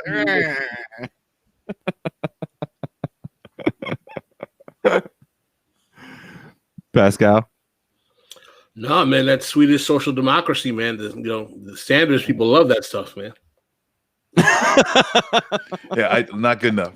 You got, well, that's like one of those things too, is that it comes with like there's like one of these little like things that like that nitpick, you know, that the left never gets past, right? Because there's some, you know, you'll have one person trying to explain to their, you know, coworker, oh, well, hey, you know, there's these other countries and they do these different things and blah, blah, blah, blah, blah.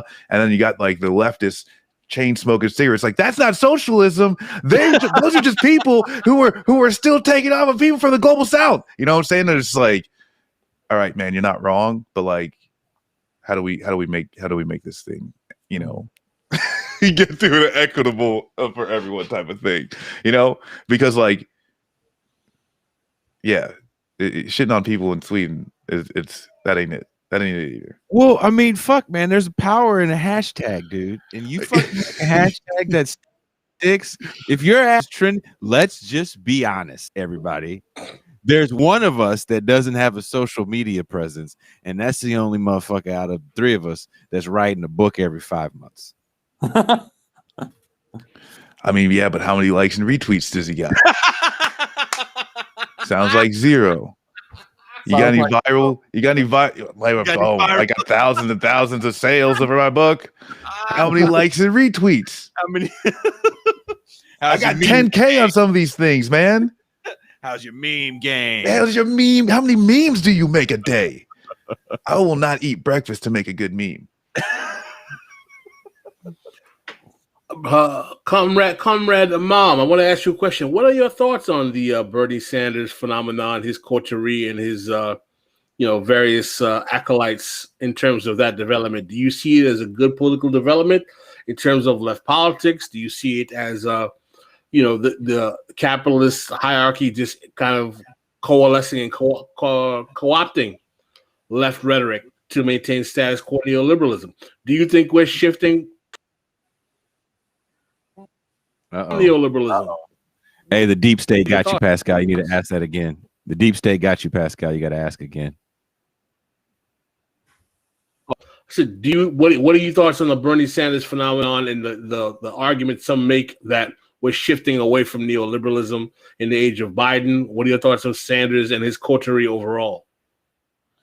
Well, you guys know 1,000 times more about Bernie Sanders than I do, but from my horizon, he was a reason for some excitement and hope about things in the U.S. because he looked so incomparably better than Donald Trump, obviously, and appeared to represent a genuine left force in U.S. society, such as we hadn't seen before. But of course, you could have all sorts of criticisms directed towards him and his projects, as was the case with the Corbyn project in the UK. Now he lost, as I said, both of them lost. So I guess there needs to be some stock taking and balance sheets written and rethinking of strategy. But I wouldn't say that it was a useless undertaking to my perception from my horizon is that the Bernie Sanders phenomenon caused a lot of discussions about socialism and left politics in the US, such as we haven't seen for decades. And that's obviously a good thing. Now, Biden, well, I mean, I'll be honest, I was personally very hopeful after the victory in Nevada and thought that maybe Bernie Sanders could actually win the nomination this time. Oh, man. And then, so I sort of lapsed into hope. And then again, of course, Biden returned and took over. But again, from my horizon, it's a kind of relief that it's not Donald Trump in the White House. His disappearance represents a loss of gravitational pull for the far right, including in Europe. And having Biden, it's not that I love Biden, but it's obviously, but I'm quite enjoying that I don't have to see Donald Trump in the news every fucking day. Well, let me ask you a question. At least it's a kind of mental relief. Do you think it's possible that we could be in an American Weimar moment? In other words, are we still Weimar? Oh, yeah. Well, that's the kind of analogy that you are very easily tempted to make, and we make it in our book, White Skin Black Few, because a crisis like the 1929 crash is coming. I mean, you could already say that it's here with COVID-19, but yeah, the climate crisis is an even deeper crisis than anything that happened in the Weimar period. And you have some similar forces lined up. You have a very aggressive far right. Unfortunately, what you don't have is a massive labor movement with a very vibrant communist party, and with at least in some respects a decent social democratic trade union movement as you had in Germany in the 1920s and up to 1933. So there are no exact parallels, but the analogy that you can make is that you have a kind of liberal capitalism teetering on the edge and facing deeper crises where some vested interests might grasp for extreme solutions. That's the general analogy, I guess. Marcus, you have something to say? Do you agree, Pascal?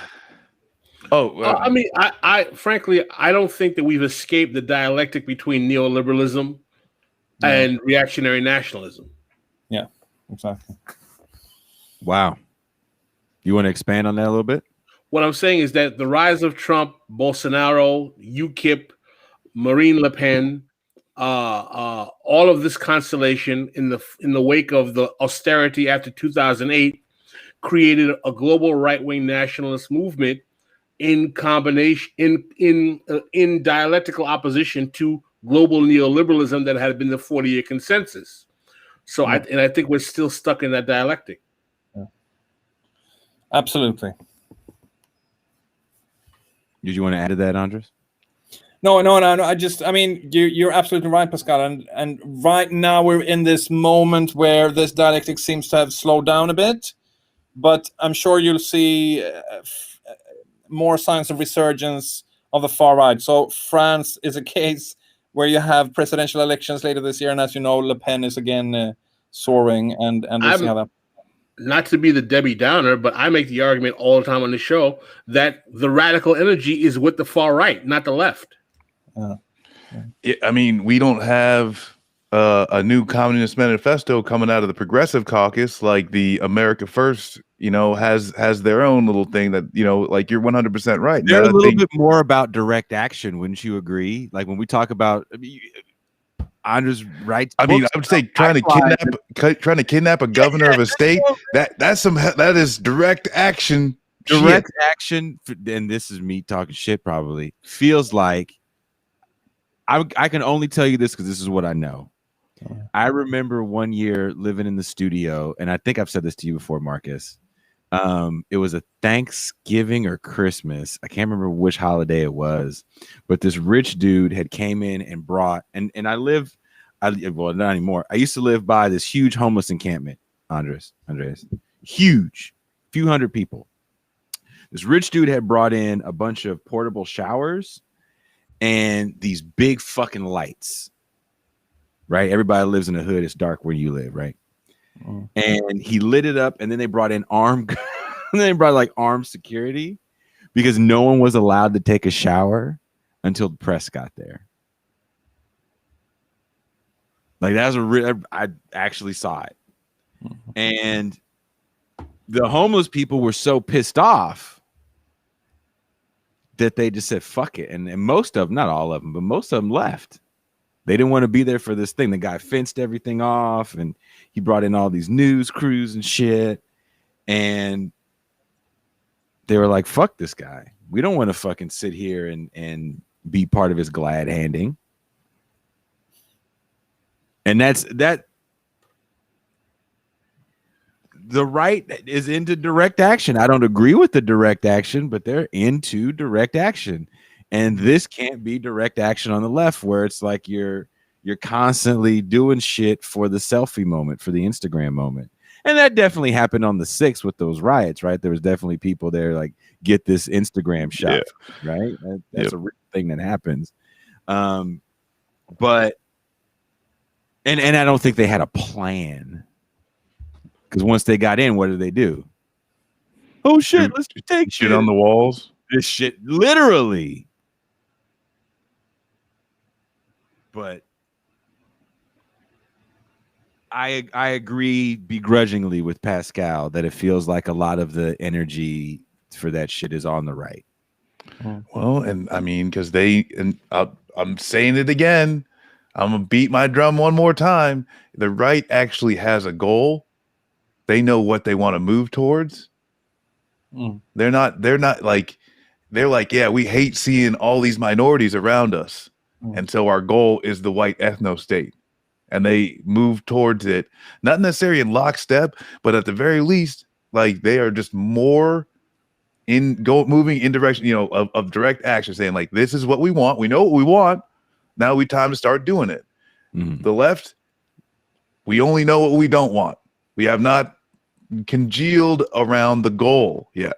And because like I think a lot of times too is like we reference the goal on something that happened with some dead old white dudes.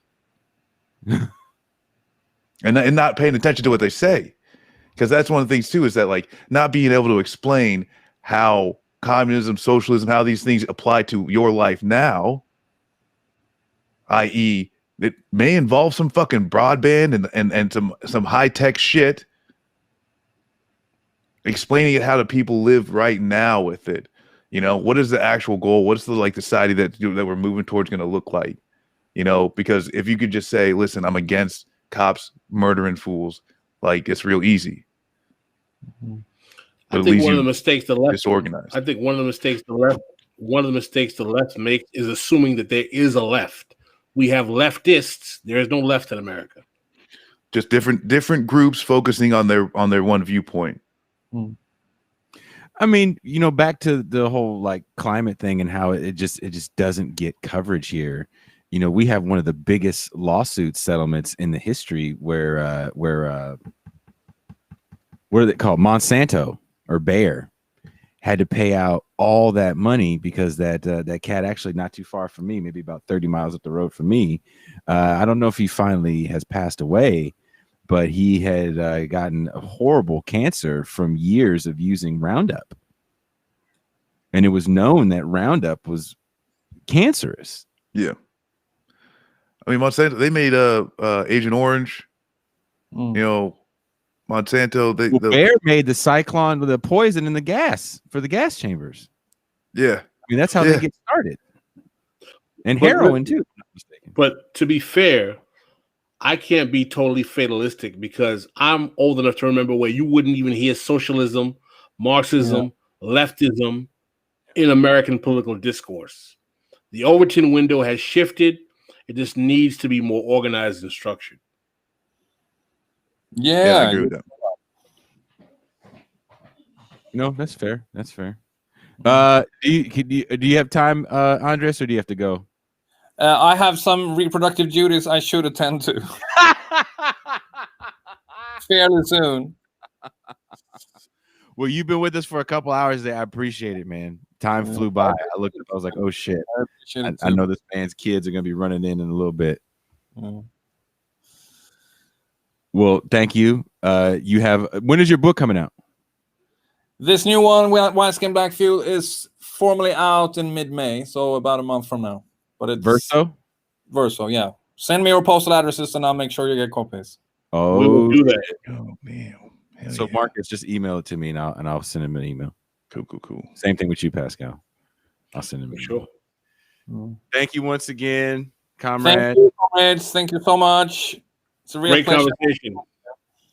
Tell the family we said what's up. Yeah. Southside.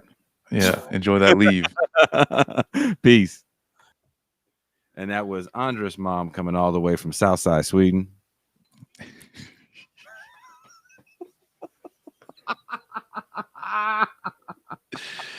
He's a rep your set of Southside Sweden. Southside. What would you do if you saw him doing one of those speeches at like a big ass college and he's like, I'm Andres from Southside Sweden? Yeah, bro, he needs to talk shit, get banged, motherfucker. And then just started doing it to his speech. I'm from Southside Sweden, talk shit, get banged, bitch. All right, so now we're going to talk about environmental social. I dare you to say something. I will come in the crowd and like fire out of your eyes. Yes, yes. All right, this was a great show. I don't think we should prolong it with you Negroes acting up right now. Wrap it up. Dad, come on, granddad, come on. Hold on. I got a message I got a letter from the DMV. It's actually the government. That's the Far Side did that joke, but Public Enemies. I got a letter from the government the other day. How's it go, Pascal? Opened it, read it. Well, they said they were suckers. They wanted me for their army or whatever. Picture me giving a damn. I said never. Here's a gland that never gave a damn about me. I forgot the rest. Yeah. Angela Walker hit me up. She's on her way back from work, and she's like, "I'll be there in 10 minutes." I love Angela. It's going to be a whole new show. Oh, we were just gonna. Okay, well, let me tell her that we're going off because you're tired. Oh man. Well, I'm not tired. What I was saying though is that like we got to remember, She's from the Green Party. Great shows, when they get too long, it discourages people from checking it out. Look, I got some bad news for you. One of our more popular shows, 5 hours. It's got more views. It's over 1,000. Long form shit is some people like stuff that goes. That's because you pay your rent with staying on Twitter. That's what. Hey, so what? So you got to listen to me, man. You got to listen to me. It can be done. It can be done. People want to hang out with you, Pascal, for hours, all morning, all afternoon. They want to be with you. You should give the people what they want. No, they want to buy me. They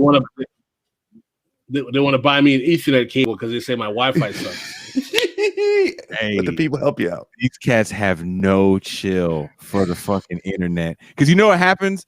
I'll switch to your head. I'll switch to your face when you're talking. You're making this good point. You get all up in the camera, and I switch, and you get and your fucking shit gets stuck, and Joanna makes a damn meme out of you. That's what happens. But I mean, both you cats need to do that though. You need to plug your computer into your internet. You know, the Wi-Fi thing that ain't it. Hey, my shit. Yeah, we got fucked up last week on the bonus app, or not last week, this Thursday on the bonus app. And I'd like to say, for those that are, let me do this pitch right now. If you're not a patron, and I get it, people don't have a lot of money in time like this. But if you can't afford it, the patron only content for Thursday, I actually sent it to you, Marcus. I don't know if you got a chance to watch it. That was one of the best conversations I've ever heard about colonialism, empire, the idea of white supremacy, the myth of the broken black man. What else, Pascal? Talked about deep conversations about Haiti. It was shout out. Thank you very much, Vlad Cliff. Thank you. We appreciate you. We got a super chat today. It means a lot, man. That conversation right there, because we had a show about Canada, and there's a few things you can say to Pascal, and you might be able to get it by one time. But the second time and the third time, he's going to say something back. And our guest had said something about black people. Now, it didn't say defective. What did he said? They were damaged or something like that. Damaged. And it shifted the conversation a little bit away from Canada. But we had done an hour on the issues with Canada. A very good hour, I think. And Jean was in it. Kuba was in it, definitely complicating a certain narrative.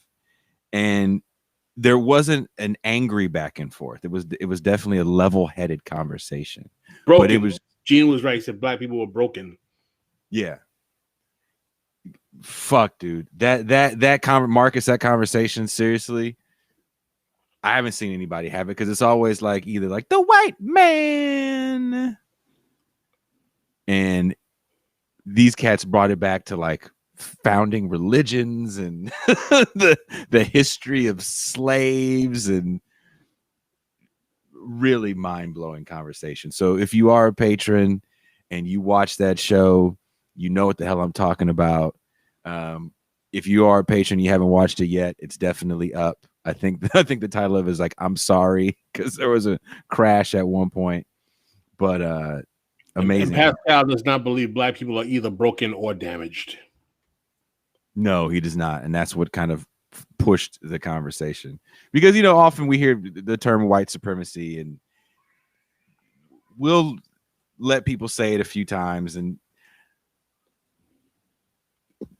Pascal, as much as I give Pascal shit for being the angry guy, I'm totally the angry guy. Way more.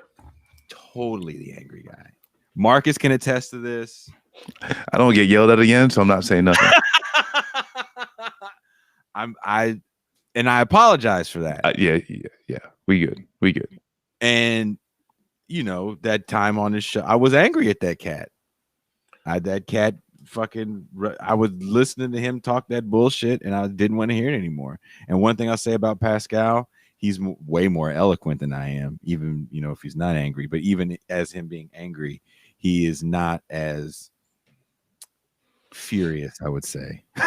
Yeah, well, so I mean, let's get away from the specific issue and maybe just go to the next level of like how do we engage with people that may be, a little misguided, you know what I'm saying? Because at that point too, it's like you got some people who, hey, they're just saying like completely reactionary. They're just saying like this is not it. But also, hey, this is someone's getting there. They're getting to the right place.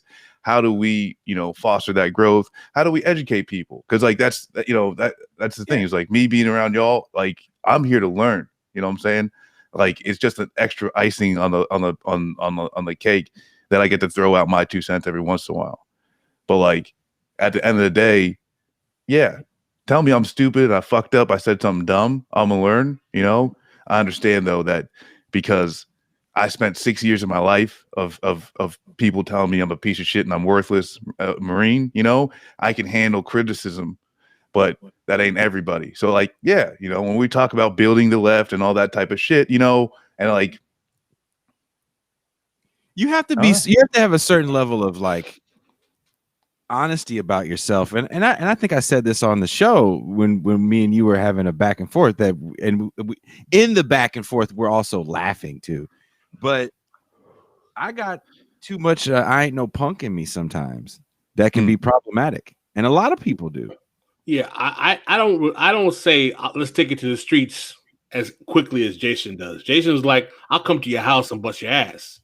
And I'm like, relax with the press. And now, what is it about black culture that makes you so angry? Speaking of I ain't no Nobody punk, clip that, please. Oh. Man, here we go. Hey, no. Hey, Hey, House music all night long. man, I was so thinking of you. My truck's name is Big Maybell, and my theme song for my truck is "Watch Out for the Big Girl." Oh man. So I was like, I gotta tell you. I have to tell him about that. So first of all, I want to say thank you, Angela, for taking the time to holler at us today. I know besides you working a real deal fucking job, you also have your social media and organizing duties. You do the 2 shows a week you do with Howie, right? I've kind of backed off of some things just because like my average day is 11 hours. That's a short day. Today, like just now, because I just got off, I am at, if it's not 61 hours for this week, it's 60. So and by the way, she was trying to get on in her truck. and there was just issues with her phone. I Just to wouldn't let you y'all guys see know my that truck though. For anybody on my job that's watching and ready to snitch, just so y'all know, I had my hands free. The camera wasn't finna be on. None of that. Camera Just wasn't so gonna be on. let's be clear. It didn't work. It didn't work. So, but that, I don't know. Like I always big you up because we appreciate you. We were talking about your ass the other day in a good way. Did you like the show today, Angela? I haven't been able to do anything. I was all in the hinterlands. It's been a day. It's been a day. I started work at 5:15 this morning. Oh, damn, it's late where you are. We had a guy named, I don't know if you know him. His name is Andres Malm, and he wrote a book. Yes. He was phenomenal from y'all show. Yeah. He was on the show. He was on the show before. Yeah. He was amazing. So we had him on. He wrote, since he's been on my show, there's like 2 books that he was on the show like 2 months ago. But I mean, motherfucker writes books. I think that's how he eat. And he's got a new book. What's it called again? White Lies, Black. The title was dope. It was White Skin, Black Oil or something like that. Black Fuel. White Skin, Black Fuel. Woo. Shout out to Pamela Davis. Good afternoon. Good morning, Pamela Davis. Don't shout out Pamela Davis because she's being difficult. And Hey, now Miss Pamela. We're not going to do that. We're not going to talk about mom being difficult right now. Ever. Never. Good morning, Miss Pamela. Ever. I Good morning, apologize Miss Pamela. for this rude ass motherfucker. Where did we get him? I don't know. No, you know what I have to watch? I have to watch my mom be like the nicest, sweetest person to her newest grandchild. Like she is, and it's a beautiful thing to see at the end of the day, right? You know, can we make a correction here? No one on this podcast denied white supremacy. No one denied white supremacy. We said that sometimes it becomes the explanation for physics, diarrhea, and bad coffee, and that's a problem.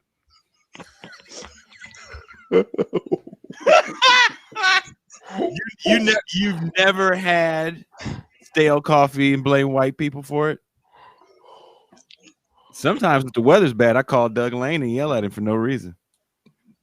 That's reparations. That's right.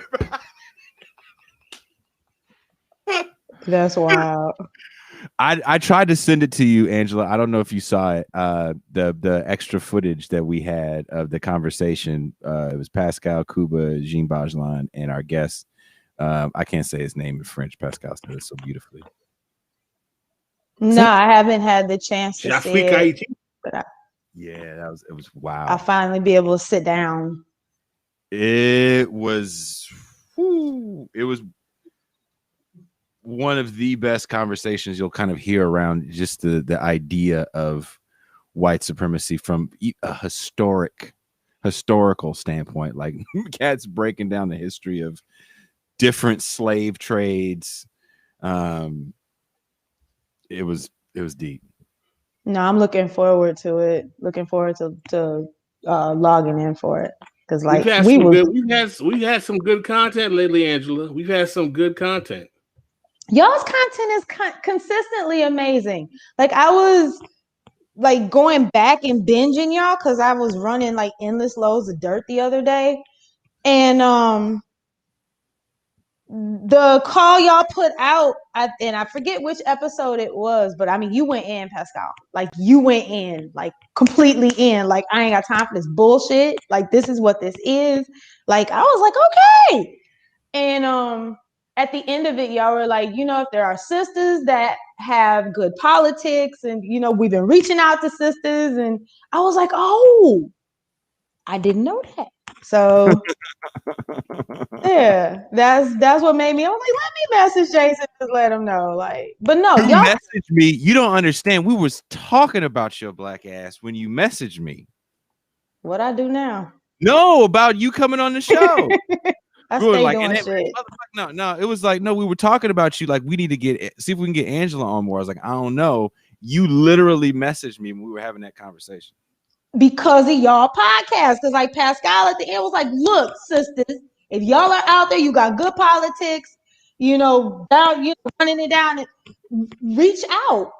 And like I didn't realize that there were people. You know what? That was the too. episode when we talked about Jim Crow, Joe Biden. That was Yes. Yeah, Yes. Jim Eagle. Yes. Jim Eagle. You called him Jim Eagle? Oh, you didn't see this? When Joe Biden was describing the Georgia. Said this is worse than Jim Crow. This is Jim Eagle, because i.e. crow is a bird, eagle is a bird. Oh. Yeah, Like- yeah. Let it sit. Just feel that. Let it feel. Let it marinate. Let's be honest. Is he? We can't. Hold on. That's it. As we talk about Joe Biden gas, this is my world now. This motherfucker, he's talking with Prime Minister Suga from Japan yesterday. He can't remember. This is golf dude. I don't remember old boy's name, but he just won the Masters.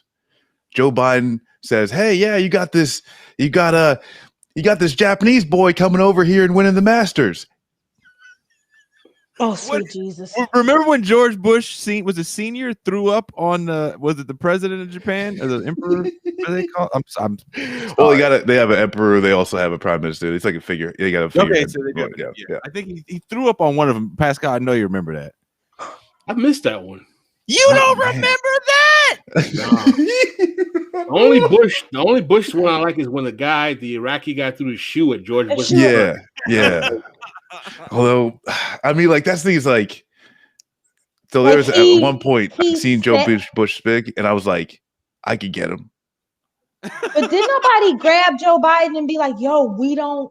You sound like Foghorn Leghorn right now. We don't talk like that. We don't do that." Like they just niggers. I say niggers. They'll be mixed niggers. That in boy. commercials. Yo, that Japanese boy. Yo, the greatest slam was Glenn Ford. I talked to him on the phone after Joe Biden talked to the civil rights. The only thing that saved Joe Biden is that he didn't have a Southern accent. I said, Wow. Whoo. Somebody said for Pascal to read Gerald Horne's book. Oh, here we go. Listen.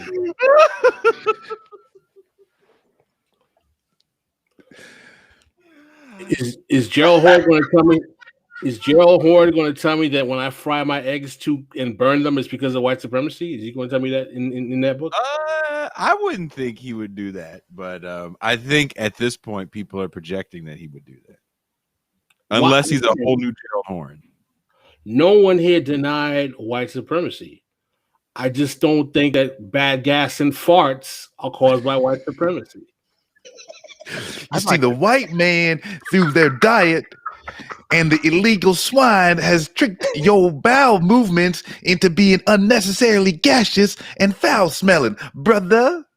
You playing, Marcus, but you know damn well somebody out there talking that shit. You joking. Somebody is out there like, yeah, how did you know? Speak on it, King. Speak on it, King. Message.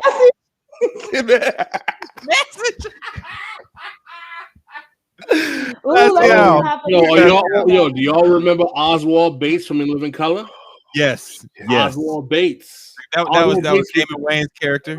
Yeah, Oswald Bates was the character, the Hotep in prison. And oh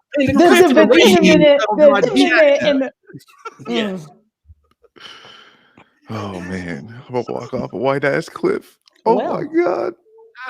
I remember when Trump came out, I was like, Trump got some Oswald Bates supporters. Where are the Oswald Bates Trump supporters, man? Dude. Well, wait, what were we talking about? No, you didn't want to talk about it, so I'll keep my mouth shut. Well, I got a question off of what we were talking about with Andres for Andrew, because I think, Andres speaks a lot about, what's going on with with directly with what he's doing. Like we were asking him questions about, hey, what do you think about this movement, that movement as it pertains to climate change, X, Y, and Z, in the United States? He's like, well, y'all would know better than me.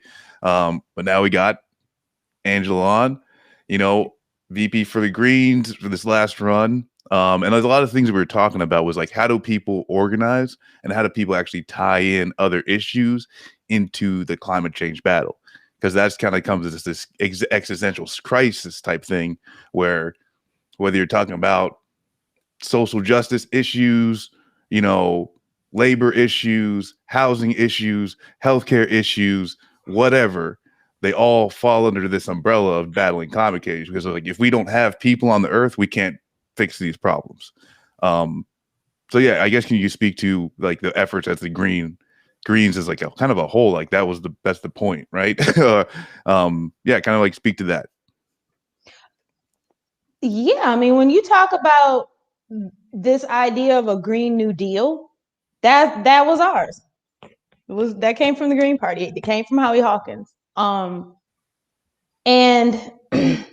you're absolutely right, Marcus. When you're talking about climate change, a lot of people tend to, when we talk about, you know, movements for the environment, the first thing that pops into a lot of people's heads is, you know, these white hippies, you know, and movements like that. And it's like, no, the Gullah Geechee Nation here in South Carolina has been on climate change for a very long time. These are folks who are very close to the land, have been watching what is happening to the ocean, what is happening to, you know, changes that are affecting crops and things like that. So, and I think that you said it, Marcus, making sure that people understand that climate change is not something that is separate from issues that people feel are close to them, you know, housing, Medicare for all, health, you know, food access is central to all of these things. Even the work that I do. I mean, I am affected by climate change. When it's inclement weather, we don't work.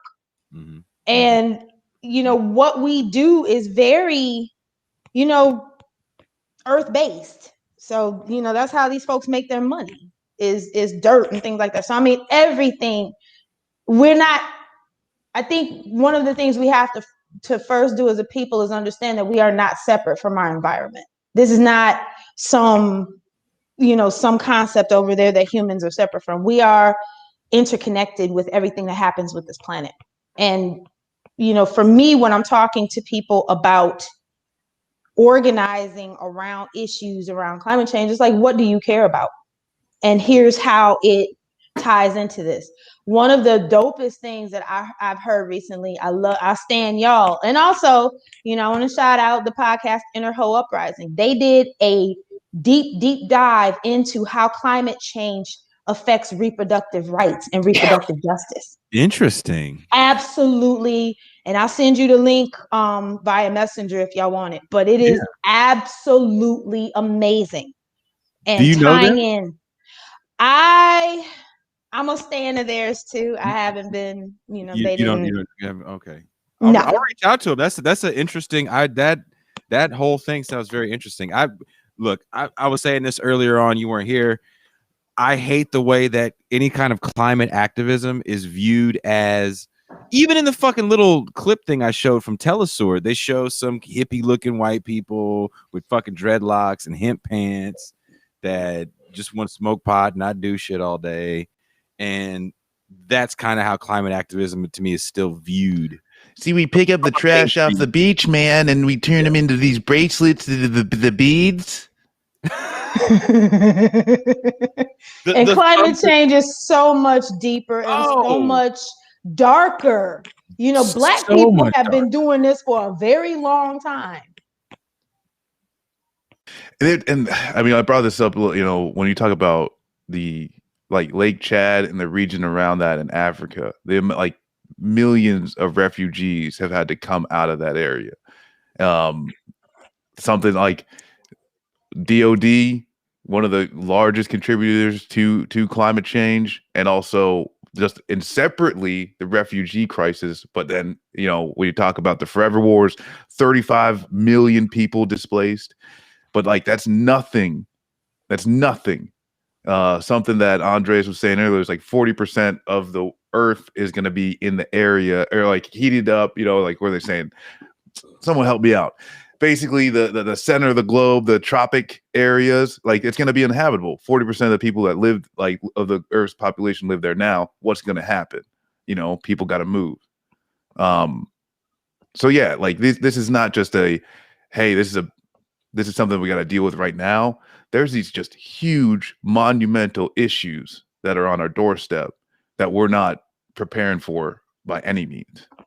And I think I just put the link in the private chat too. And I think one of the things that, to bring it very micro and very personal, how many of us, you know, with this intersection of this pandemic, which I think is exacerbated by climate change and also governmental incompetence, but that's a whole nother discussion. How many of us who are impacted by pandemic, rebellion, and ongoing injustice are also personally living with climate grief? How many of us are walking around with this, that we are aware of these, aware that these things are happening, and as individual people feeling powerless to stop it? I live in Miami. Hurricane season makes me allergic to everything every year. So, you know, down here, people are talking about in less than 30 years, we won't even have a city because it'll be underwater. And just, you know, just thinking of like, and listening to how we break it down, like, you know, you have the collapse of ecologies. We're watching animals go extinct. I don't know about anybody else, but that makes it, for me personally, makes it very hard to get through my day to day and enjoy shit. And like all of these people are flocking to the beach now and all this other shit. And it's like, no, I need y'all to be aware of what the fuck is happening and give a shit about it. And it's just, there's like this disconnect. So like bringing it from the macro of, you know, having folks migrate because they can't live in their homelands because of what is happening with the climate. Even bigger than that, understanding that this shit is unnecessary. It did not have to happen. It does not have to continue. This idea of money, this is, I mean, you're literally saying money and this, the having and the accumulation of this idea is worth the real-time sacrifice of species. This shit makes me fucking nuclear. I ain't even gonna lie. When you would have been mad then talking to Andres, because you know that's like his thing, right? Is he's a climate activist and a socialist, and he in his book, I don't know if you had a chance to get his book. You know, it's working on it. Part of it's called, well, I will send you the PDF if you don't mind. I want to give him the money. Okay. I appreciate you. No, we appreciate you. Thank you again. I can't thank you enough for taking the time to come on here and be a part of this. Like I'm excited. I'm excited. There's something where you're like talking about going nuclear. I saw something and I just had to scream. Like, you got to let it out. It was that Dogecoin, a made up Bitcoin, you know, cryptocurrency thing based off of a dog and a meme, is the stocks for it just keep going up and up and up because people are like, it's like a joke. It's a meme. In real time, people are showing like this is just fake. We're playing games. I can up you on that one, baby. I can up you on that one. Yeah. Bloomberg had an article, I don't know if you saw it on my page, Jason and Angela, talking about how Black people invest in cryptocurrency at almost twice the rate of whites. Blacks and Latinos disproportionately overinvest in cryptocurrency more than whites. This is gonna turn me into a hotep. This is what turns me into a fucking black nationalist, man. This is what you see. The white man knows that the crypto, like that's that shit. That's that shit. God, it's gonna even the playing field, dude. You didn't get the memo. Your black man memo. It didn't get the. Oh no. Wealth gap. We gotta close it. Wealth gap. Yeah. This is how we do it. We close it. Oh man. This shit. If I let it, this shit would make my nose bleed. Damn, Joaquin gave us $5 for the Dogecoin fund. hey, check it. And I'm not, hey, real talk. I'm not asking anyone to do this because it's fucking insane. And I'm just bringing this up as a joke. Joke. So somebody watches the show had wrote on. We were going back and forth on Twitter, not fighting, just kind of like talking, and it was a picture of Jimmy Dore, and someone gave him $500. To say we have to hold. Let me show you the picture. Because the shit blew my a $500 super chat to say we have to hold people accountable and we have to hold these politicians' feet to the fire. Jimmy, here's $500. I was like, are you fucking serious? That is the most insane shit I've ever seen in my life. It was a black dude, wasn't it? I think it was a white woman. It was some. So he's like, I just hit good on Dogecoin. Here you go, Jimmy. I gotta find this dude. It is fucking. When I saw that shit, dude, my mouth just dropped. I was like, "You have to be shitting me." There's no way. I just sent the article on from Bloomberg and Black Investment in cryptocurrency to the chat to make up for stolen time. Yes, you didn't know that, man. Did you see the guy, the brother from the hood, the Wall Street trapper? On the Breakfast Club, talking about how he read up on stocks, giving financial advice. I'm allergic to the Breakfast Club. No. Yeah. Oh, me too, damn, same. that's too bad because we did a whole show on why we hate. What's that guy's name? I listened to that and loved it and stand it. I didn't say I hated him. No, Jason, you didn't. No, Jason, you didn't even say it. No, but he does. Do you? Let's get everybody. No, Jason, do you hate Charlemagne the God? I don't know the motherfucker. All right. I never met him. He seems very hateable, but I don't know him. Y'all remember when he had when Biden made that gaffe, which I really don't believe was a gaffe. He just said what he was thinking out loud. You don't vote for you back. When he said that, and subsequently, Charlemagne went on, I think it was Joy Reid's show, and was like, I want my questions answered. He didn't answer my questions. We wrote him an open letter answering all of the questions that Joe Biden did not answer. Do you think he ever responded to it? He did not. But we did. We wrote him an open letter. He was on Bill Maher's show talking about reparations, and it was another white guy had to kind of explain to him just the process because he was just like, Lord. So Jesus. this happened. I thought this was kind of funny. So I don't know if you guys can read this. Is it big enough? I'm never gonna yell that out loud on this show again because I'm afraid of the memes that Joanne is gonna make for me yelling out. Is it big enough? Can you guys see the image that is on? It's not big enough, Jason.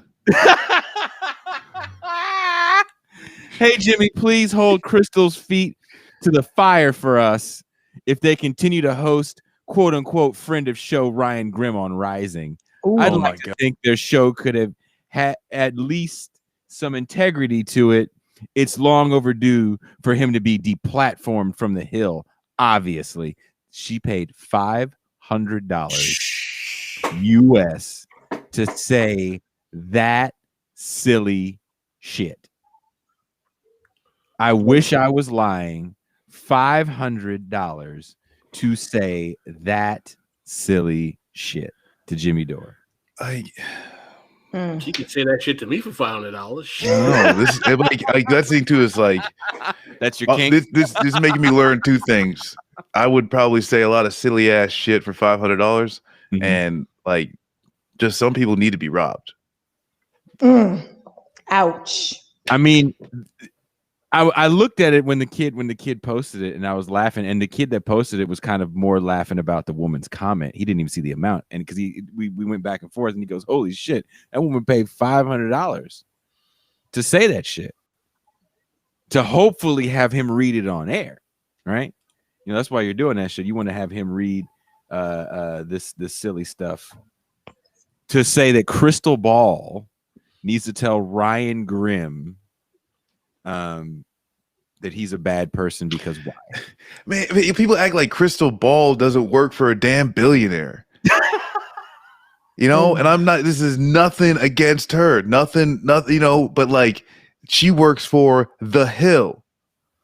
It's basically Capitol Hill's TMZ. Like, what the fuck are people actually talking about? But this just talks about the unseriousness of the people. The Hill is not a left. It's not a left publication. A lot of people think it is. It's not a left publication. People use that word, and I linked that open letter in the chat too, so y'all have it. That we wrote to Charlemagne the God and was like, "We here, bro. What's up? What's good? We'll talk about this." Silence.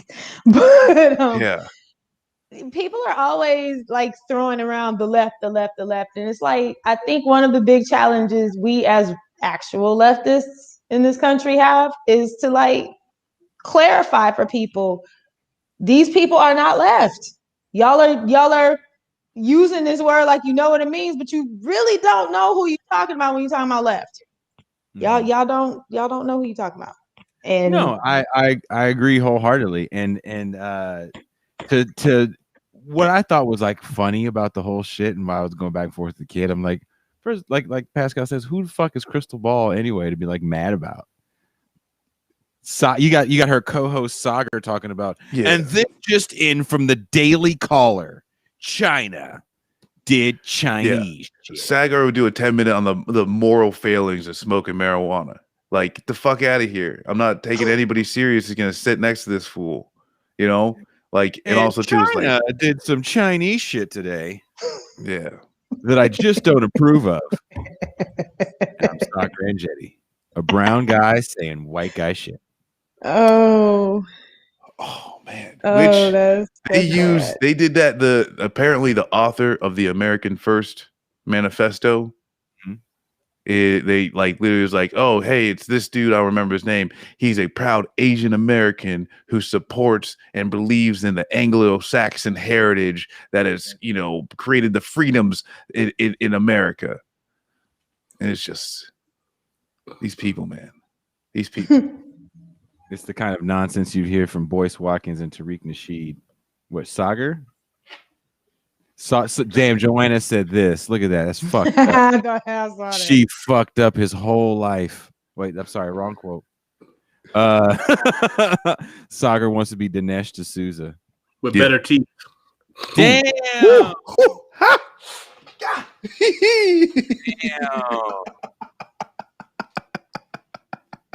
Damn. Yeah, I agree. Somebody said that they think the Hill could be a pipeline to the left and the right. The Hill is like a very, first of all, well-produced shows. There's a different, you know, we're trying to get to that point where, you know, Pascal and I can have backdrops, and my girl and I are talking about moving my setup into a different part of the house so I can put up this backdrop that I have and make it look more professional. I mean, there's something to be said about professional looking shows. The Hill is shot on a fucking set. And like this too is like, people just got to understand, like, journalism, it's a job. You know, you could have people like, I don't care what the ideological makeup of the people that of the sanitation worker or the plow truck driver or the fucking the person stocking my food at the grocery store. It would be nice if they were leftists and we could bump into each other and have a nice fucking conversation and shit. But like, I don't fucking care. At the end of the day, journalism, just explaining to people what the fuck is going on. It doesn't have to be left or right. You don't necessarily have to listen to people who are left or right. I spend a whole lot of my time paying attention to what the mainstream media says. Not because like they are left and they are, you know, engaging in, you know, my ideological growth, because most of the people are going to be thinking what they're saying. And I need to be able to react to that. I need to be able to know what they're thinking. But that doesn't mean that and so that's things like the Hill. Don't think of it as like, is this a lefty organization that I can now listen to? Do they say lies? Do they speak to the truth? And that's the thing is with Crystal Ball, there is nobody else that took Andrew Yang to task like Crystal Ball did. And that has nothing to do with anything else she said I'm not saying she's coming to the fucking comrade party. It's just she did her job. When she does her job, it's fucking good. If she does her job poorly at some point where she's spouting off some bullshit, okay, great. And the fact that she sits next to Sager and just lets him spew and doesn't say anything in return, okay, yeah, like, of course. But at the end of the day, if there's good reporting, take it. If there's not, leave it alone. And they don't have to go on this ideological spectrum. They're just doing a job. You feel the same way about Fox News?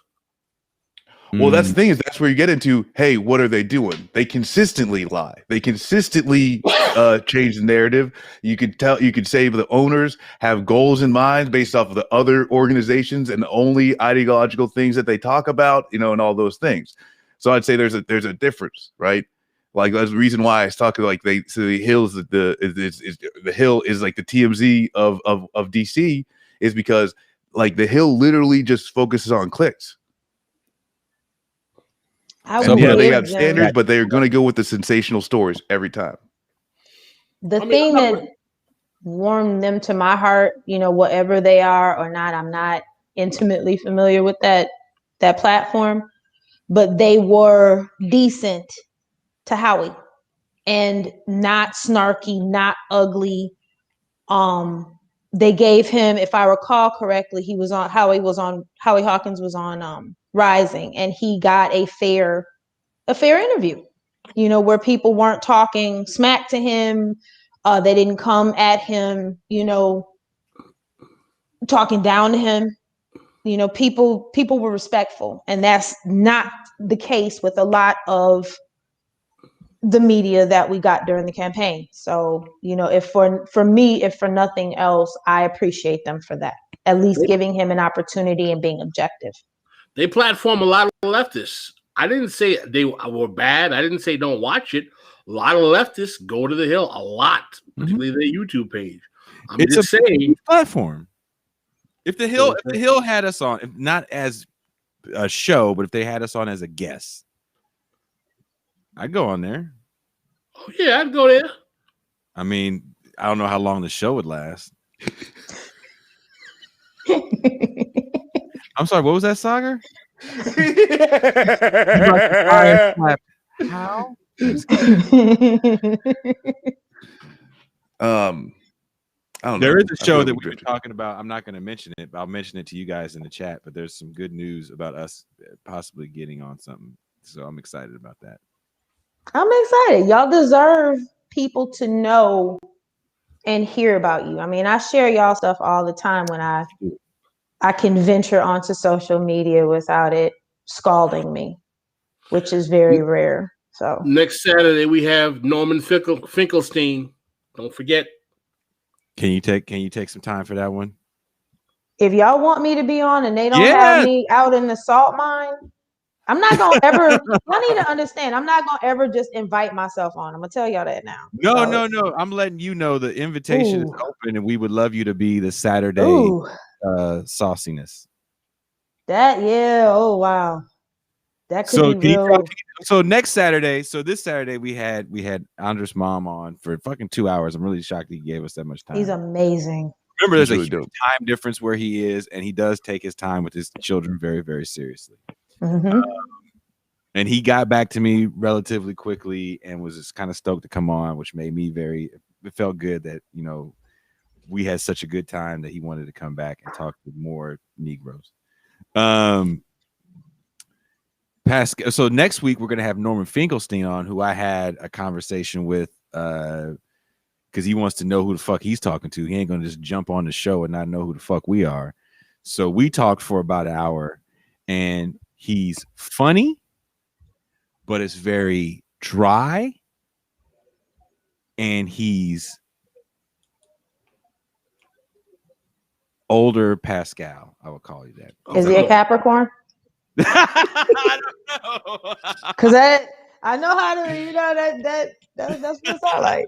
Gotta find out. That's some Capricorn shit right there. So I'm excited for the show, and because he was getting raw with me in our conversation, like breaking down shit that he didn't approve of, breaking down shit that was pissing him off. Definitely, I know what not to say during the show. You better tell me. Oh, just like you told me on some other shows, like, hey man, don't say blah blah blah. Like, you think I'm not setting you up to get fucking. You yelled at one older Jewish man already. We can't have that be the thing. You yelling at older. Pascal? It's like it turned it into the barbershop on Coming to America. No, y'all didn't. I must not. I haven't got that. Joe Lewis's ass. I will not even comment on that politically. No, Pascal, can you really talk about Norman's book, which I think is a fucking he gets heat.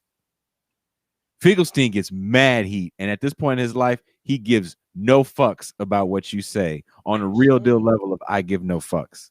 So Pascal, can you talk about what this book is about? Man, listen, we might get canceled for me just reading this. The Holocaust industry, reflection on the exploitation of Jewish suffering by Normal G. Finkelstein. It's yeah, I'm just gonna leave it there, man. I'm not gonna go with that, man. We might have to talk about something else, man. Joanne says Finkelstein is a dude that lost his whole career. He is. He really is. What's his name? Dershowitz sabotaged his whole kibosh, stopped him from getting tenure, jacked him up. Yeah. So when he speaks, it comes from a real place of fuck these people. But listening to the title of that, and I'm just gonna say it, and when you held it up to the camera, the first thing I thought about, and then when you said it, Black people know a little bit about this, don't we? The exploitation of Black suffering and the fetishization of Black suffering and Black death. I think that moment now, personally. Black lives matter. I mean, like, I remember being a kid, and actually, I mean, I'm scared to say this now. I hope this motherfucker don't come after me. But I remember being a kid and seeing Suge Knight wearing a diamond blinged out handcuff. Like that was, you know, and I was just like, look at, I was like, they're like, this costs this many money, this much, blah blah bling bling bling, and it's just like even though it was like, I don't think this is a right. You know, I don't think this is right. But like that's exactly that. You know, just the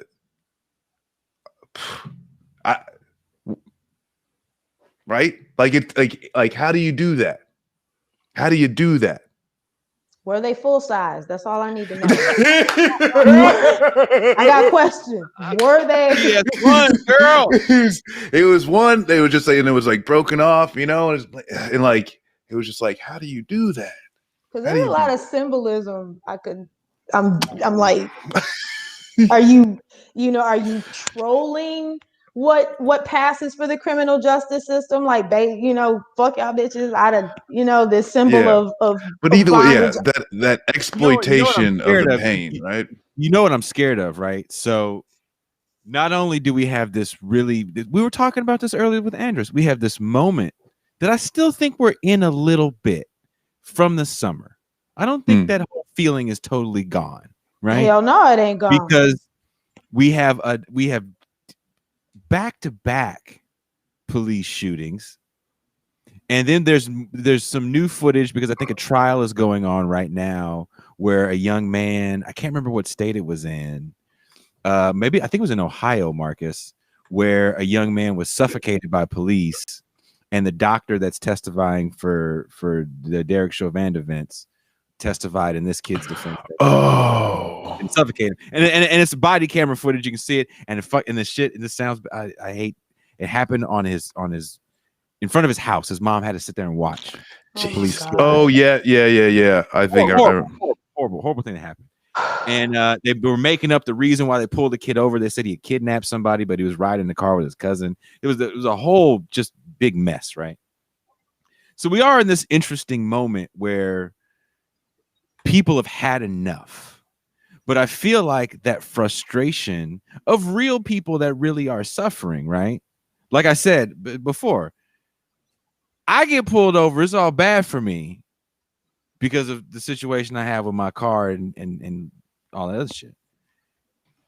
Other cats, not so much. And when I got to see Trevor Noah give a tear-filled, I'm tired, and I'm sure he is tired of seeing it. Who isn't tired of seeing these fucking snuff films? But it gets turned into us having to watch this suffering through the lens of black celebrity, and then Hollywood co-ops it by having movies that take revolutionary figures and then they're turned into products. I guarantee there's a bunch of people that have Fred Hampton and Huey Newton shirts. I guarantee. I don't think And they're bad.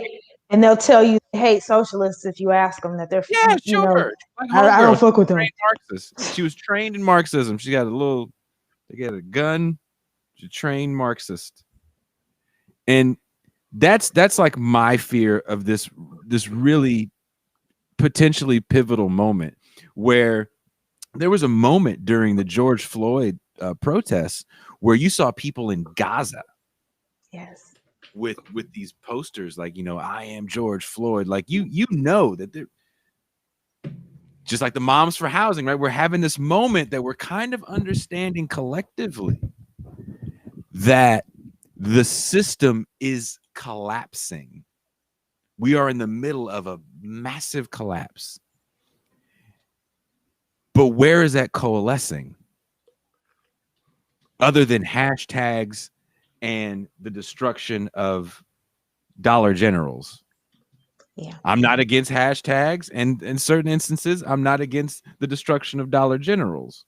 But I feel like when we hear things like defund the police, well, what are you going to do?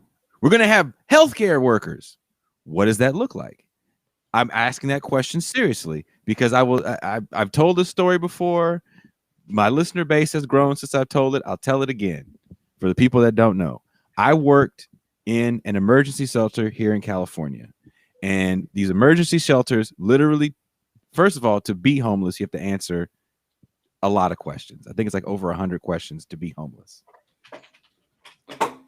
So we took people with severe mental illness, chronic homelessness, and severe health problems, diabetes, crippling drug addictions, and took all those people, threw them in a big ass hotel.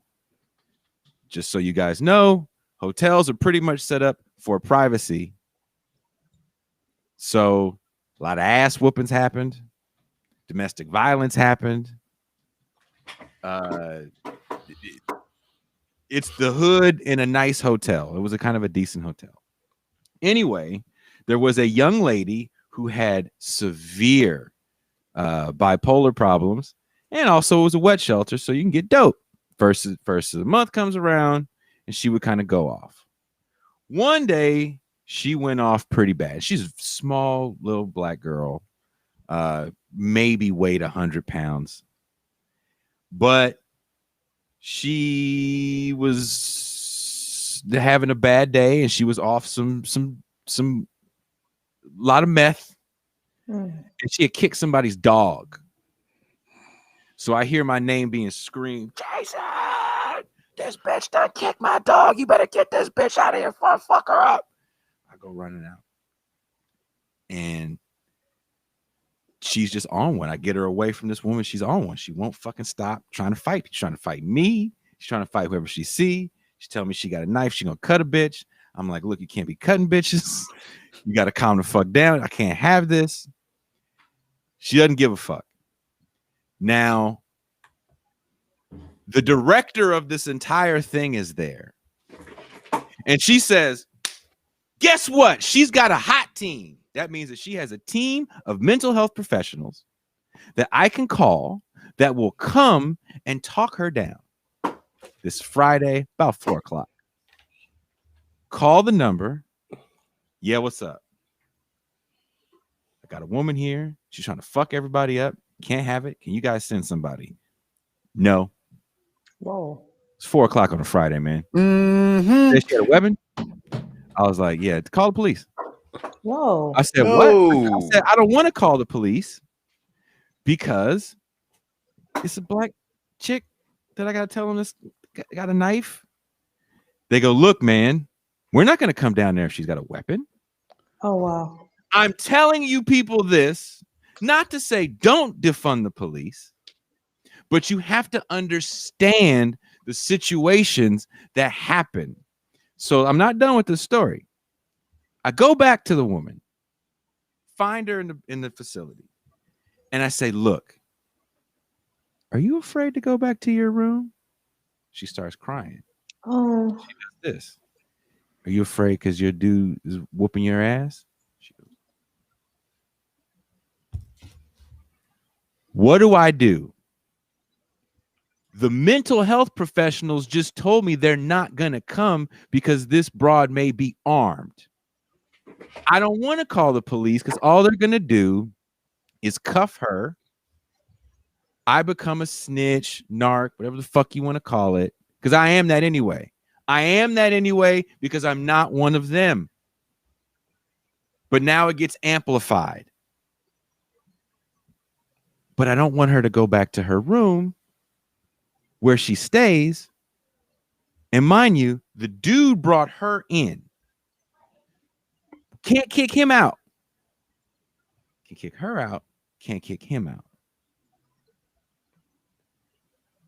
Another woman in the life calms her down, says, Jason, I got this.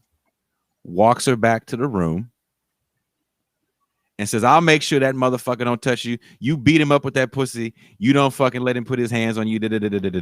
Real thing that happened. And that's how that situation got de-escalated. Who do you think is going to be the mental health professionals that people keep asking for when you don't have specific demands? Do you want interns? Do you want motherfuckers like me? Do you think you're going to get Beverly Hills level psychological help? How young do you think these kids were that were coming out here talking to people in their 60s with 30-year drug addictions? I'm not saying don't say defund. I'm not saying that. All I'm saying is motherfuckers have to understand that it's not going to go total 180. Right. You have to understand what the problem truly looks like. At the end of the day, we're policing poverty. Right on. Whether you do it with a cop, whether you do it with a mental health professional. And again, everyone I'm dealing with in this facility has severe mental illness, severe drug addiction. Another story. And I want the chat to tell me what they would do. And mind you, we have security that is just, and also I blew the whistle on the place. That's why I'm not there. And some changes happened, but not all the changes we wanted to happen happened. But there were some changes for the good. And I left because eventually there was an outbreak of COVID because of the way they handled the third-party staff. Security in these places, 9 times out of 10 is third party. So if you don't know what that means that some rich douchebag is going to go get foreign labor and overwork them. Because who the fuck are they going to tell? So we had a bunch of African security guards, nice guys, totally overworked. And people don't get keys to their rooms because the county won't allow it. So we have to open doors and security has to open doors. 330 people, Jesus. About 6 security guards, 4 me. Right? That's your day spent opening a lot of doors. That's fine. You're supposed to do that. I can see how you're living. I'm supposed to report this to the people.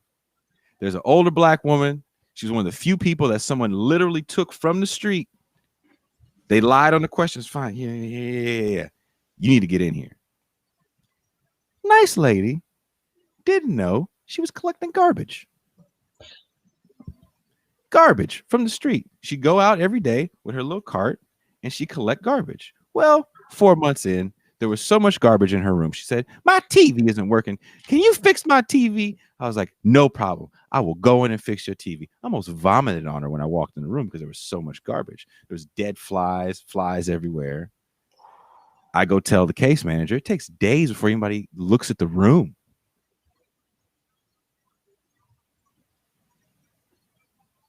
Man, you fucking with my chi, man. There's too much. I say all this. I say all this shit, and I explain all this stuff to people because I don't think people understand the conditions in which we think these things are just easy problems or easy solutions, and then we walk away. Yeah. Well, and this is where, like, when we talked about like restorative justice, like really, it's like all I wanted, like really what I wanted to just bring to the forefront is like, this is not an easy answer, right? And like I talked about my experiences with dealing with veterans. Yeah. And some of it is incarcerated vets. Some of it is vets dealing with homelessness and all types of substance issues. But that was my step. That was like, because I come out of the military and like, oh sweet, I'll get some cool shit. Yeah, GI Bill. Government's gonna hook me up, some money in my pocket. But I started noticing, I was like, well, why doesn't that veteran have it? Why doesn't that veteran have it? Oh, wait, he said because he got kicked out because he was smoking weed because he couldn't. You can't tell nobody you got fucking head problems. You can't say that shit in the military. Right. And we had obvious. We had a bunch of those. Yeah, you got people talking about how like everyone around me, and this is teachers, especially leadership. You got grown ass men talking about that how just a few years ago they watched one of their best friends explode in front of them, and they've done 2 deployments since then. This is not healthy people. You know what I'm saying? You just can't be healthy off that. Of course you can watch your shows. And then, but so once you start saying like, well, why not? Why doesn't this veteran have it? Why didn't this veteran be able to access the GI Bill? And it's like, once you boil it down, it's the poverty. It's just the things that are either being poor or the things that we associate with poor people. And sometimes that's black skin. That's what's stopping it. That's what they say. Oh, you can't have that. Oh, well, you did drugs. You got in a fight. You did this. Now you will never. We don't give a fuck about your service. But at the end of the day, it's not just about, oh, hey, we don't, no, thank you we just don't give a fuck about people. We don't give a look again. I say this not to say don't do it. It's not a binary. This is good. This is bad. I'm just complicating the simple hashtag. Yeah. But it needs to be complicated. These things, and I think we've had this discussion before. We like quick fixes, easy fixes, jump right in and, it's okay. Honey, we got 500 plus years of shit to dig through. This country, and I have said this 1,000 times, this country we are built on bones. Mm-hmm. The foundation of this country is dead people. It is exploited people. It is enslaved people. You have to tell the truth about what we are built on if we are going to heal this and stop giving this lip service about American exceptionalism, because we're not exceptional at anything but being fucking horrible. Yeah. The lip service attached to that, and stop with this gloss of we care about people. Stand up and announce, because other people around the world can see. And I think if nobody saw it before COVID unmasked a whole lot of shit. We do not care about people. Yep. And you are absolutely right. You cannot reform shit as long as capitalism is in place. And if you are not attacking capitalism explicitly, you ain't talking about shit. You're not talking about shit. I wanted to say I was trying to call the Majority Report Friday because they were talking about defund the police earlier, and they kind of had, again, the whole kind of vagueness of we're going to do this and this makes sense and blah, blah, blah, blah. This is what it really means. And then somebody hit me up personally and was like, this is my defund the police thing. I was like, well, what does that mean? Right. So I want to give you guys a situation that actually happened. You tell me, and hopefully you this real story. This is not a joke. It's really happened. We had a cat, super ghetto. He was an Asian cat, actually. He was really fucking ghetto, and he was kind of a problem. Not violent, just a problem. My whole thing was when it was food time, we got to be chill in the line to get food, right? Let's be comfortable. I play chill music. I don't want people fighting, right? Because that happens. This dude would always kind of stir shit up in a fucked up hood ass way, right? Anyway, he got a whole, we think of maybe some bad meth, but anyway, he got fucked up one night and decided he had bought a car, an older used SUV, and decided that he was going to try to do donuts on the freeway going the wrong way. Oh, sweet Jesus. Then because the hotel actually was right off the freeway, like literally. Then he decided that it was a good idea.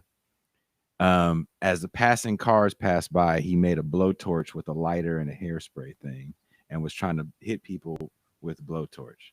So the staff did what you're supposed to do in that situation, which is call law enforcement.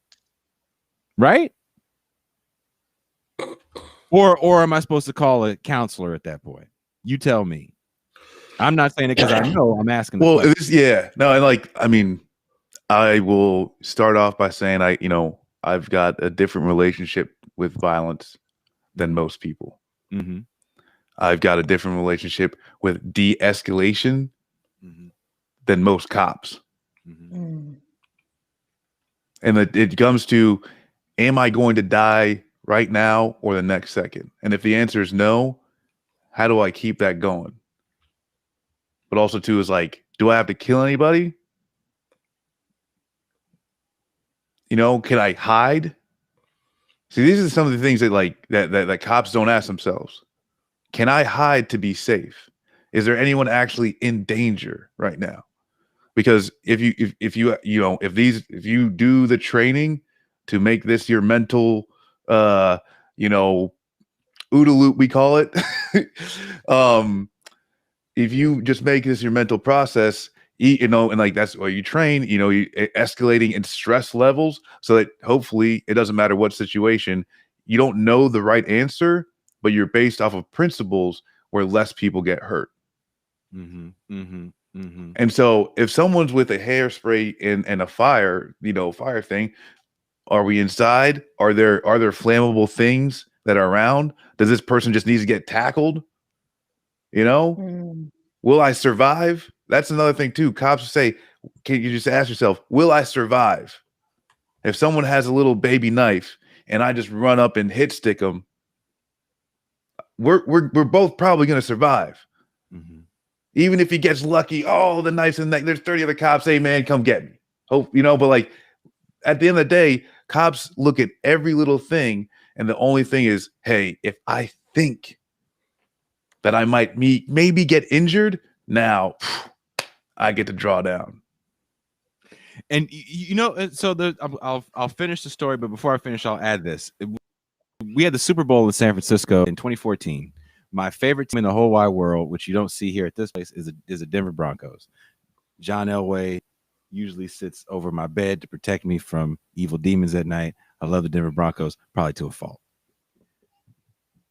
I actually did some work for a company during the Super Bowl City. If you've ever had a Super Bowl in your city, they corner off a big part of the downtown area. So in downtown San Francisco, it is littered with homeless people. So they were doing sweeps of the encampment, and a cop got stabbed in the neck and died. Just like Marcus said, it was the freak shit that could actually happen. Cops did not go on a killing spree. There was a lot of armed personnel around. And when they were discussing the situation, they kind of looked at it like this. This is exactly what they told me. They're like, look, man, the guy was crazy. And all he knew was somebody was like wrestling him to get up. And he panicked like any person that lives on the street would probably do in that situation. So we're not really scared of that.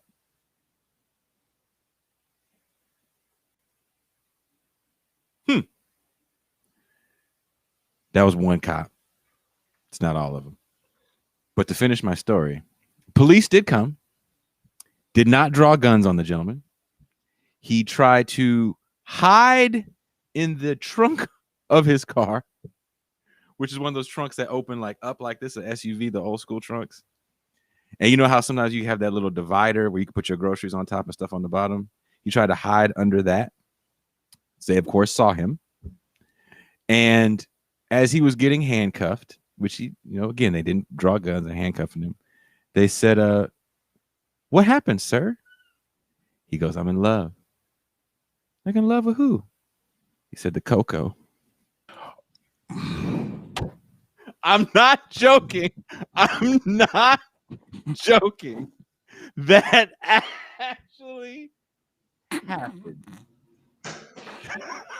Well, That hell. reminds me of Gucci Man in court when they ask like if he's guilty. He's like, "Bitch, I might be."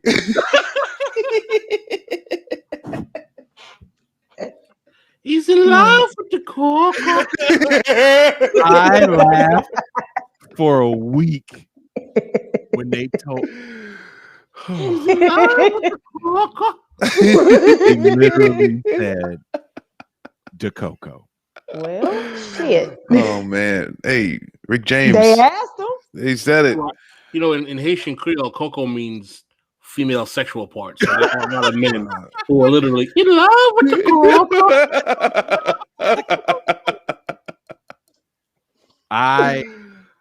cocoa. We can laugh. What's funny is we can laugh about it now, but it's kind of frightening when that shit's going on, right? Because you got to do, he was kind of an ass, but he wasn't mean. But that's where, like, honestly, I was happy to have that conversation with you, Jason, just about the people that we've met along the way who society is literally cast aside. Doing a book club in prison is I'm there with people who society said you're no longer worthy to be with us. And some of the things that these cats did, very, very violent, dangerous shit. But after a few months, when we're hugging each other, and like that's the thing is like, I don't know if I'm gonna see some of these cats again. I'm not related to them. I can't ask questions. And when they shut down for COVID, like, who knows? No, go ahead. What do you? Yeah, but that's that. I mean, that's just the problem. Is like it's hard to love. It's hard to love somebody that killed their fucking spouse and their kids. It's real fucking hard to love somebody that did that shit. But if we want to be real about it, those like that's that transition period where people haven't yet realized that all their material conditions have been met and everything's fucking rainbows and unicorns and socialist utopia. That in between time is, how do we deal with this? How do we love people regardless of? Y'all making me want to need a blunt right now, man. Y'all hey, let's do that too. I am envious of anyone access that medicine right there because I can't because they dropped me. Oh yeah. I ask these questions and I pose this stuff because we get so caught up in the rhetoric because we are tired collectively. We're looking at 4 people collectively that have children and grandchildren and nieces and nephews and brothers. And none of us want to see any more state violence. No. None of us. But we have to understand that we need to look at this shit realistically. And my fear is there is going to be a certain level of quote unquote defunding or abolishing where maybe we will see mental health professionals respond to certain crises. But who are those people going to be? Is it going to be third party? Who's going to be accountable to them? Are they going to have real deal training? Because what happens is if you look at, if you don't follow some of the blue check mark people on Twitter and you follow some of the real deal homeless rights activists, especially in places like Los Angeles, where they have some real interesting homeless rights activists, they push back on even some of the programs that the mayor is doling out, because they're like, look, you're going to give this money to this nonprofit. We know this nonprofit. They're going to take 90% of that money and say that's expenses. They're going to hire bullshit people for as cheap as possible. And it's not going to be the program. It's not going to work the way you want it to work. And this company is not looking at trying to solve a problem, but they're trying to perpetuate it because it's just part of the business model. So when Jeremy says, hey, man, can you big up these cats in Portland that's doing tax returns for homeless people so they can get some of this government stimulus money? That's huge. Yeah. That's immediate. It's not going to change everything right away, but that's fucking huge. To be able to get an extra $14. Maybe you can get a room for a week or a night. Maybe you can move back to where your family is that you've been trying to get to. You'd be surprised how many people are trying to just get back home. Maybe it'll feed you. Maybe it'll fix your car. You can stay in there for. There's all kinds of shit. That right there is huge. It's not a lot of sweat off your balls to help out with some shit like that. Man, but that's like this is where too. It's like I don't know if you read like Bullshit Jobs, but David Graeber. Yeah, but that's that's where like the system. We got a lot of people who could either help out or just get the fuck out of the way. Mm-hmm. But the system puts them there, or like for a reason, right? We need more. Mm-hmm. We just need more shit. And I think that one of the things we've been discussing, mutual aid is necessary, and it is a really important thing, and it's something I absolutely believe in. And also, we, in doing mutual aid, don't let the government off the hook.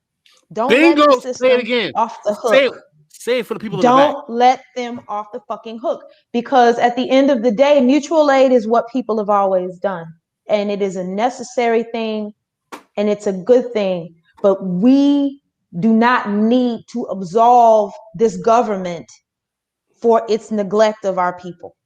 They owe us. They owe us. You exist to take care of the populace. That is your whole purpose, and you are not doing it. And the fact that we on the ground have to step in with our limited resources compared to what the government has access to, with our limited resources, and fill these gaps is shameful that we have to do this. So while the thing that came to my mind is, while people are doing this amazing and absolutely necessary work, at the same time, don't let up on this damn government. Don't let up on these people who are sitting with health care, who eat well every day, who are housed properly. Don't let up on these bastards. And on that note, we're over 3 hours. That's a lot of free, wonderful content. Thank you guys for the super chats. Thank you guys for hanging out with us. Of course, thank you, Angela. And just so everyone hears it on the show, I'll say it out loud. I'll say it to Angela's internet face. We want you as part of the Saturday crew. We understand. Real, man. Permitting. We need that dope black left female energy. Oh Yes. my God. Yes. So we want Angela Walker. As much as I can be involved, I absolutely will. Oh No, we God. understand. We understand. But that also, you know what that also means? You gotta be call part it of schmigger. Where's Paul? What is he? Oh, shout out, He shout late out. as fuck. Shout out to Paul Prescott. Paul emailed me a while ago and Hey, said he couldn't Paul. make it today. His brother, Paul's brother, is getting married. So congratulations, brother Congrats. Prescott. That's what's up. Paul is hanging out with his brother. Congrats. Light-skinned people in love. It's a beautiful thing. Mulatto You know what? You ain't had to do that. Exactly. Y'all ain't had to do that. We didn't have to, but you knew it was coming.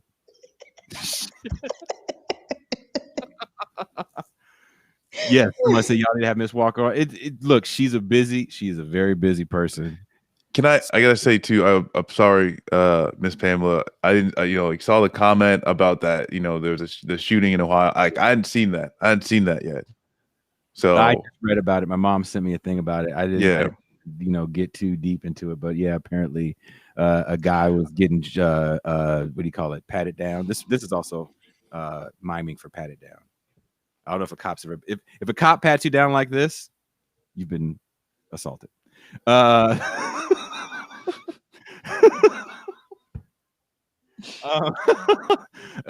All jokes aside, a cop patted a gentleman down, and apparently they found a gun in his waistband and unloaded on him in an emergency room. They that's real close. Yeah, that's close to where I grew up, and Westerville. Me and my brother, we lived there for a little bit. Officers conducted a routine pat-down of a man in a hospital emergency room, found a gun in his waistband, spurring a struggle over the weapon, and a standoff that ended in officers killing him, according to police body camera footage released Wednesday.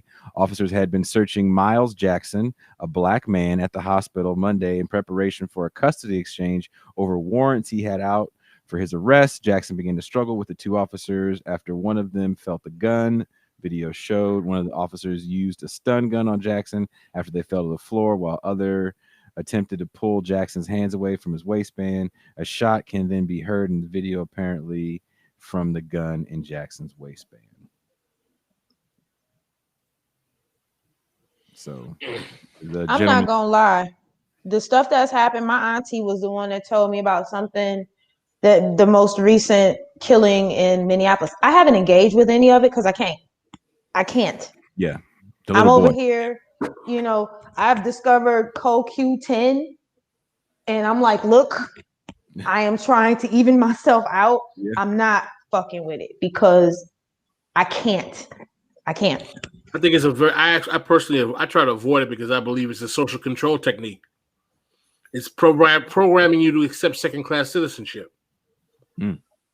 Are you broken, Pascal? No, I don't watch the stuff. I try not to, man, because it just it makes me mad. And what I hate more, I don't hate that more than the violence, but what pisses me off is when the shit happens and then a bunch of rich Negroes come out and they start talking about that could have been me. It's like, no, it couldn't have been you, motherfucker. Yeah, you're right.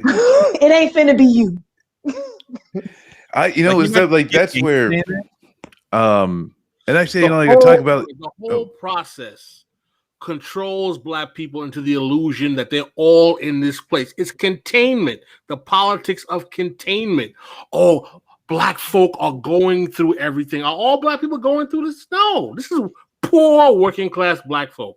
It's about containing racial emotion to be triggered at the drop of a Facebook video or TV showing, news showing. Mm-hmm. It's containment. Don't let yourself be emotionally contained by news. You just told me I can't live my life, Pascal. No, that's real though. That's real. And because that thing, man, is I watch a video and it's I'm shut down for hours. See? Are you an empath, Marcus? I've been told I am. I don't know. I'm not officially. I don't know what that means. Listen, I don't. In terms of raw numbers, not proportion, more whites are killed by cops. Why am I seeing more whites getting killed by cops if they can do it all the time? They wear cameras when they kill these white kids. Yeah. But you don't see that media. We saw one Latino kid get killed. People act like that's an anomaly. It happens all the time. All the time. But Well, for the that's, I record, mean, there's bro, just a video. also- yeah, go ahead. There's a video that's just came out of some 74-year-old white lady that got hemmed up, got roughed up by the cops. And like, and that's the thing too, is like, yeah, good. You know, because like at the end of the day, 16-year-old kid getting shot with in like, who knows if he actually had the airsoft gun or not. I know there's a report that cops in Baltimore carry airsoft guns to drop after they kill people. Yep. You know, so like that's where it too is like, people gotta understand, yeah, instead of Black Lives Matter, should be hashtag none of y'all safe. I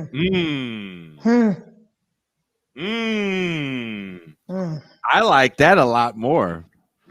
Because it's only a matter of time. You know, it's only a matter of fucking time. None of y'all are safe. They kill a 16-year-old white boy, braces, nerdy as fuck looking. Yep. Dead.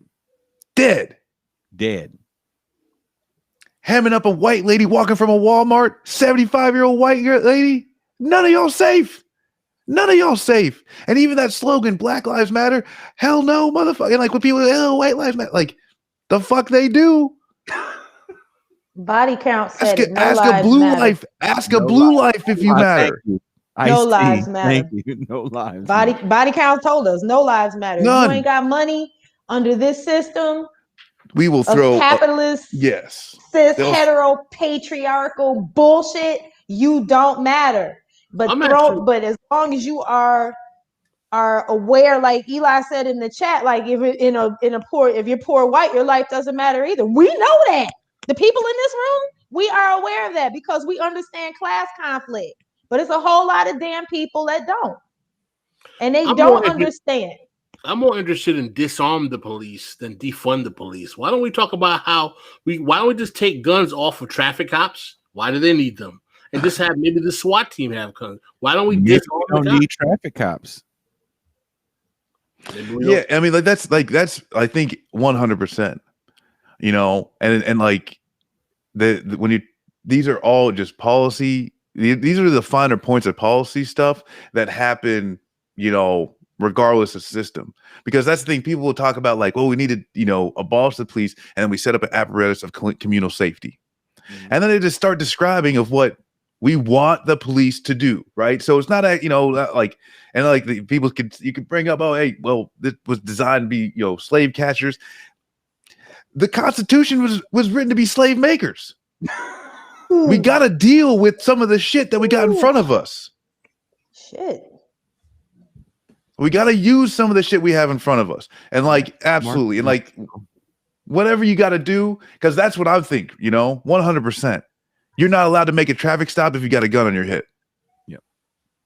Well, also too, like when we think about, someone asked this question before that was more of an abolitionist, and I can't remember where I saw this interview, but this woman was like, do you not kill people because of the fear of going to prison, or do you not kill people because inside you just don't want to? Ooh. Like prison hasn't stopped a cop from giving somebody an ass whooping or a bullet. Prison hasn't stopped niggas from shooting each other and other people. Prison hasn't stopped the crime machine from moving at all. So traffic cops, are they really making the world a better place for school zones? Or are they making the world a better place for certain bottom lines of certain municipalities? You know, Angela, you're in the South. You know better than I do. There's certain cities you just can't speed in, because you know if you speed in that city, you will get pulled over and a ticket on the spot that you have to pay on the spot. Let me South Carolina. Right? But that's, yeah, and this is some of the shit though that's like, it gets into the boring ass minutia. Because why do I got to pay a registration of my fucking vehicle? Oh, because the DMV. That the DMV has to, you know, somehow the DMV's got to be paid for. That teller on the other side that's making sure I got my license and this, that, whatever, that salary has to come from something. The building, the water that's running to it, the bathrooms and shit, that comes out of, oh, we got to have registration and stuff like that. But why do I need a car? You know, first of all, that's a very good question. What is the functional purpose of having to register your car? Like, to pay for the DMV. to make sure that there is a person, there is a piece of property that we have deemed so expensive that we worry about people taking it from others. So we want to make sure we can track it. But once we can track it, how do we pay for it? Consumer cost. It's per use consumer tax is your registration. In order to have a car, I need to make sure that the state can track it, to make sure that it's safe. And some of these things were good, right? You like, my Maine is fucking to the roof with rules. It's got to be efficient by these standards. You don't see many hoopties driving around. But all that goes into, hey, this going to the roads, going to all these things. But at the end of the day, why do we need fucking individual cars? All of this shit can be avoided with a robust transportation system, hooking some people with some fucking bikes, walkable cities. Hello, there's answer to these things, and the answer is it's all unnecessary. We don't need any of this shit. Why do we got to register our fucking car? Why do you got to make sure you got the fucking right recycling bins and all this fucking shit? And you get in trouble, you get hemmed up, you pay your fucking mailbox the wrong way in some neighborhoods, and you got motherfuckers knock on your door. This is the land of the free. It's all worthless. And it's the system. No, look, this is libertarian Marcus. but at the end of the day, man, it's like there's just a whole lot of bureaucracy that is just created off of nothing. It's just off a bunch of few people sniffing their own fucking farts and thinking it's smart. And policing that for black anarchists. My mom. Actually, I heard a very great story. This is a UK anarchist, so it was like from like late 1800s or something like that. There's an observatory that was like calculating the time and shit, and this dude tried to blow it up, but there was an accident and he only blew himself up. But he was literally like, if I can stop time, then these motherfuckers won't know when to go to work and this whole thing will fall apart. It didn't happen. That's some scary Marvel comic shit, actually. Like this is the anarchist energy that I'm about. Whoa. Marcus, so before we go, I do want to say this on air. This isn't fucking with you, but you were a veteran, so I know you don't watch all the Marvel stuff, and I don't think you watch any Marvel stuff, right? Superhero shit, a little bit. Well, I know you got kids. I got a kid. That child is 27. Thank you. 27. That's an adult. In the new Marvel series, Falcon and the Winter Soldier, they're all veterans. And they've been dealing with it's not the best, but they've been dealing with PTSD in one of them. And so if you're not familiar with the Marvel universe, there's a man called US Agent that took over for Captain America when Captain America was like, I don't like fucking with the state because you guys are on some stupid shit and I don't want to be part of it. So the state creates this guy they call US Agent. So in the show, this guy's supposed to be the new Captain America, and he is in the comics as well. And US Agent definitely doesn't have the moral center that the Steve Rogers character has. So anyway, he kills a person with his shield, literally decapitating someone. Of course, they don't show it. You just see a bloody shield, and all these people have camera phones. And so the government officials take him aside, and they're like, look, you were a hero in Afghanistan and Iraq. That's why we let you be Captain America, but you killed people, and it doesn't look good for us from a foreign policy perspective.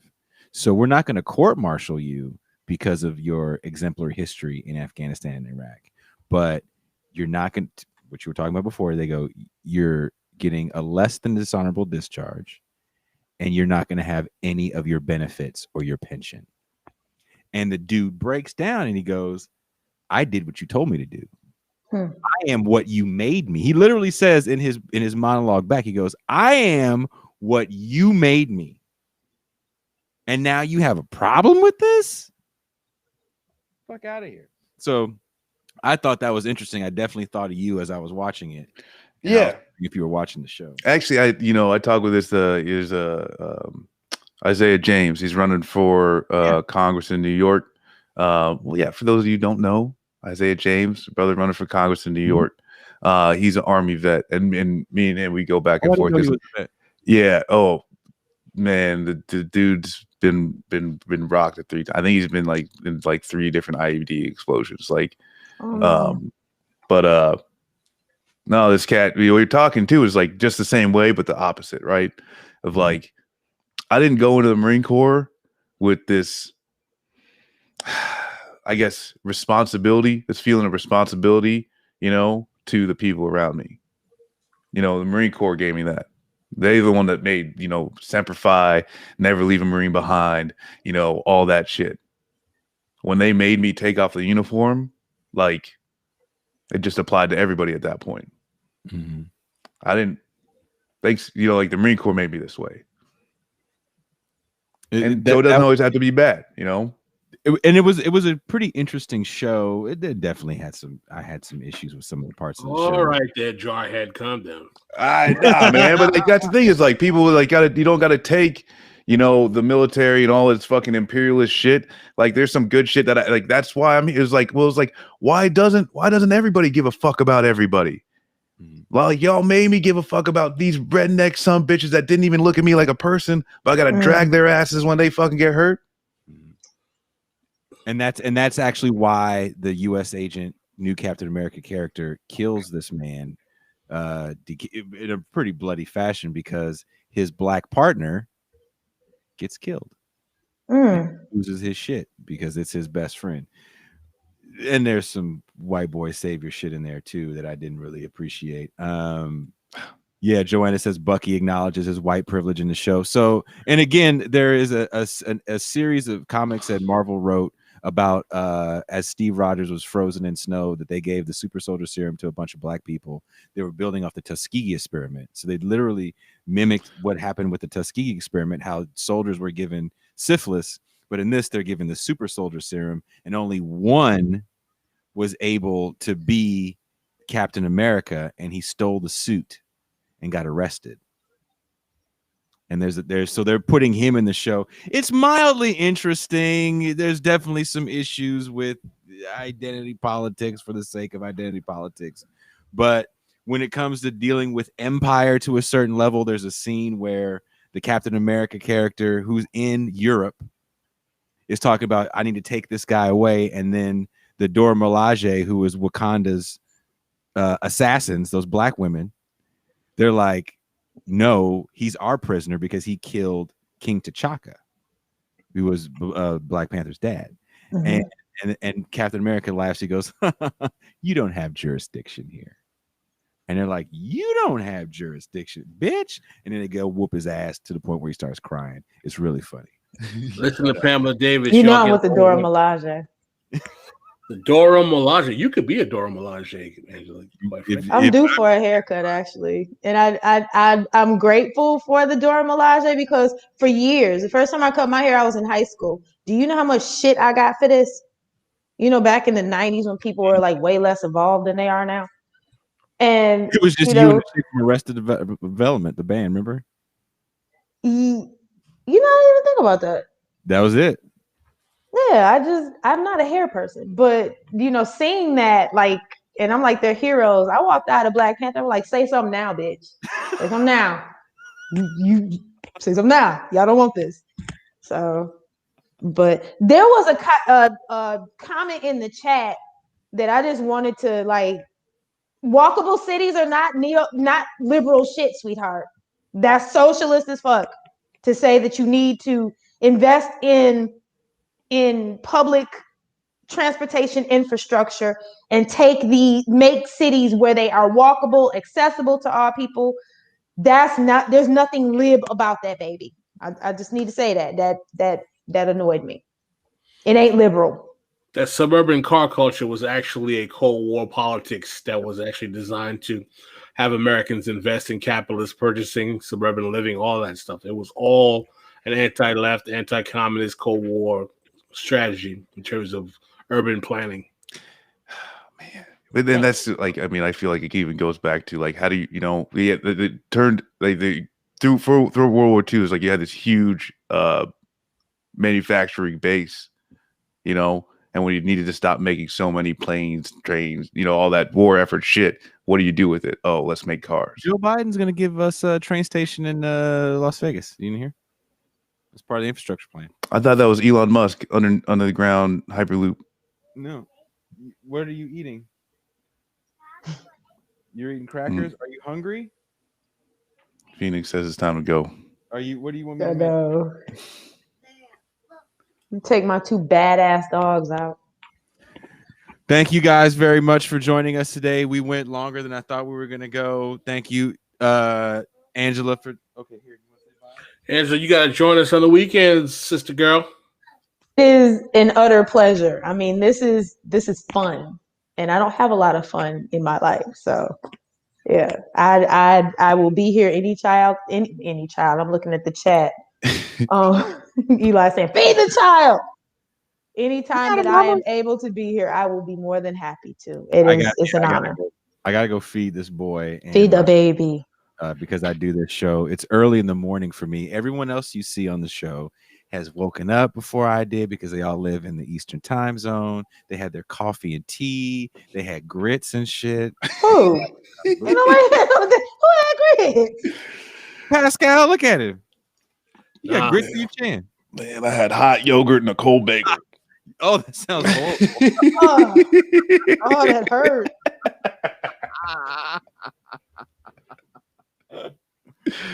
Oh shit!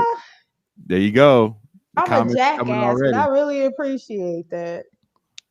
All right. Well, somebody questions your hot. That's Marcus's nickname for He did what? Y'all. his junk. He calls it the hot yogurt machine. Oh Jesus! Come on, man. I'm done. I'm done. I'm done with y'all ass. I'm done with y'all ass. When he turns off the camera, he just yells it out to the house. Oh, no, I do not. No, I do not. Nobody believes that, Marky. Nobody believes it. How do I shut this stream down from this side of it? Pascal is scared. Yes, you should be scared, Pascal, because when hot yogurt is ready to go. Oh man, come on. Ladies and gentlemen, next up on stage, hot yogurt. We ever do a show on sex work? I got y'all. I am a former stripper, so. Oh damn! My attention is like peaked. Speaking of hot yogurt. Oh Jesus! Well, all of my people skills I learned on a pole. We'll talk about that one day. Oh, we got to get souls to the polls. Yeah. Go on the pole. Oh, you meant voting.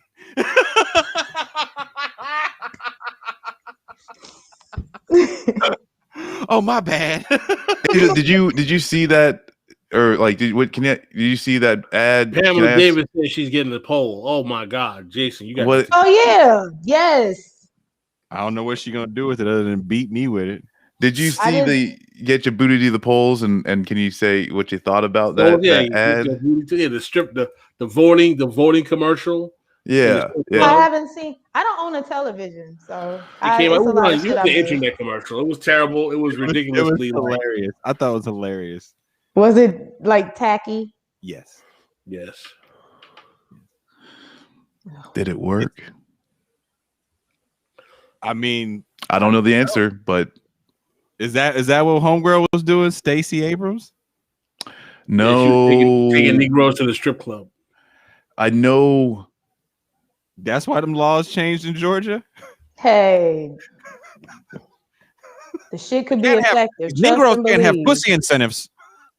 Hey, you'd be surprised. That's the thing. That's what I'm saying. You would be surprised. I'm trying to tell you, it's not what people think it is. There's a lot of nuances in the strip club. A whole lot of them. Okay. They do business in the strip club in South Florida. They do business in them everywhere. Look, Pascal, quit you over here spilling all the kinds of tea. We can't talk about this. They're gonna shut us down for other shit. I'll be mad if I get shut down because we was talking about illegal sex activities. We over here talking about overthrowing a man. Why'd you get shut down? You can get like a steak dinner there was one in the strip club next to and I don't know if it's still there, but when I drove Greyhound, the main terminal where we took our buses, there's a strip club next to it. You get a steak dinner, the whole nine. Like it's a club. Called Sugars. Yeah, you get a steak and a potato for $7.50. Yeah, and I mean, people do business in there. I mean, it's where you go. There's no stigma to San that. Francisco, we have that here. There was a place called the Gold Club where it's the only buffet in San Francisco, actually. That's what's up. So, But yeah, that's a whole he meant nother business. I thought story. he meant business. Like you can get business, like. But yeah, Miss Pamela, we'll talk about. I just ordered stocks and bonds and shit. Yeah, he meant like just real business. Well, thank bought you guys some all. Rose Gold I'm Heels. going to call this stream because there is a little beige child that needs me to make him some food right now. Phoenix, you want to say goodbye to everybody? He did. Peace. All right, Peace, and we. Phoenix.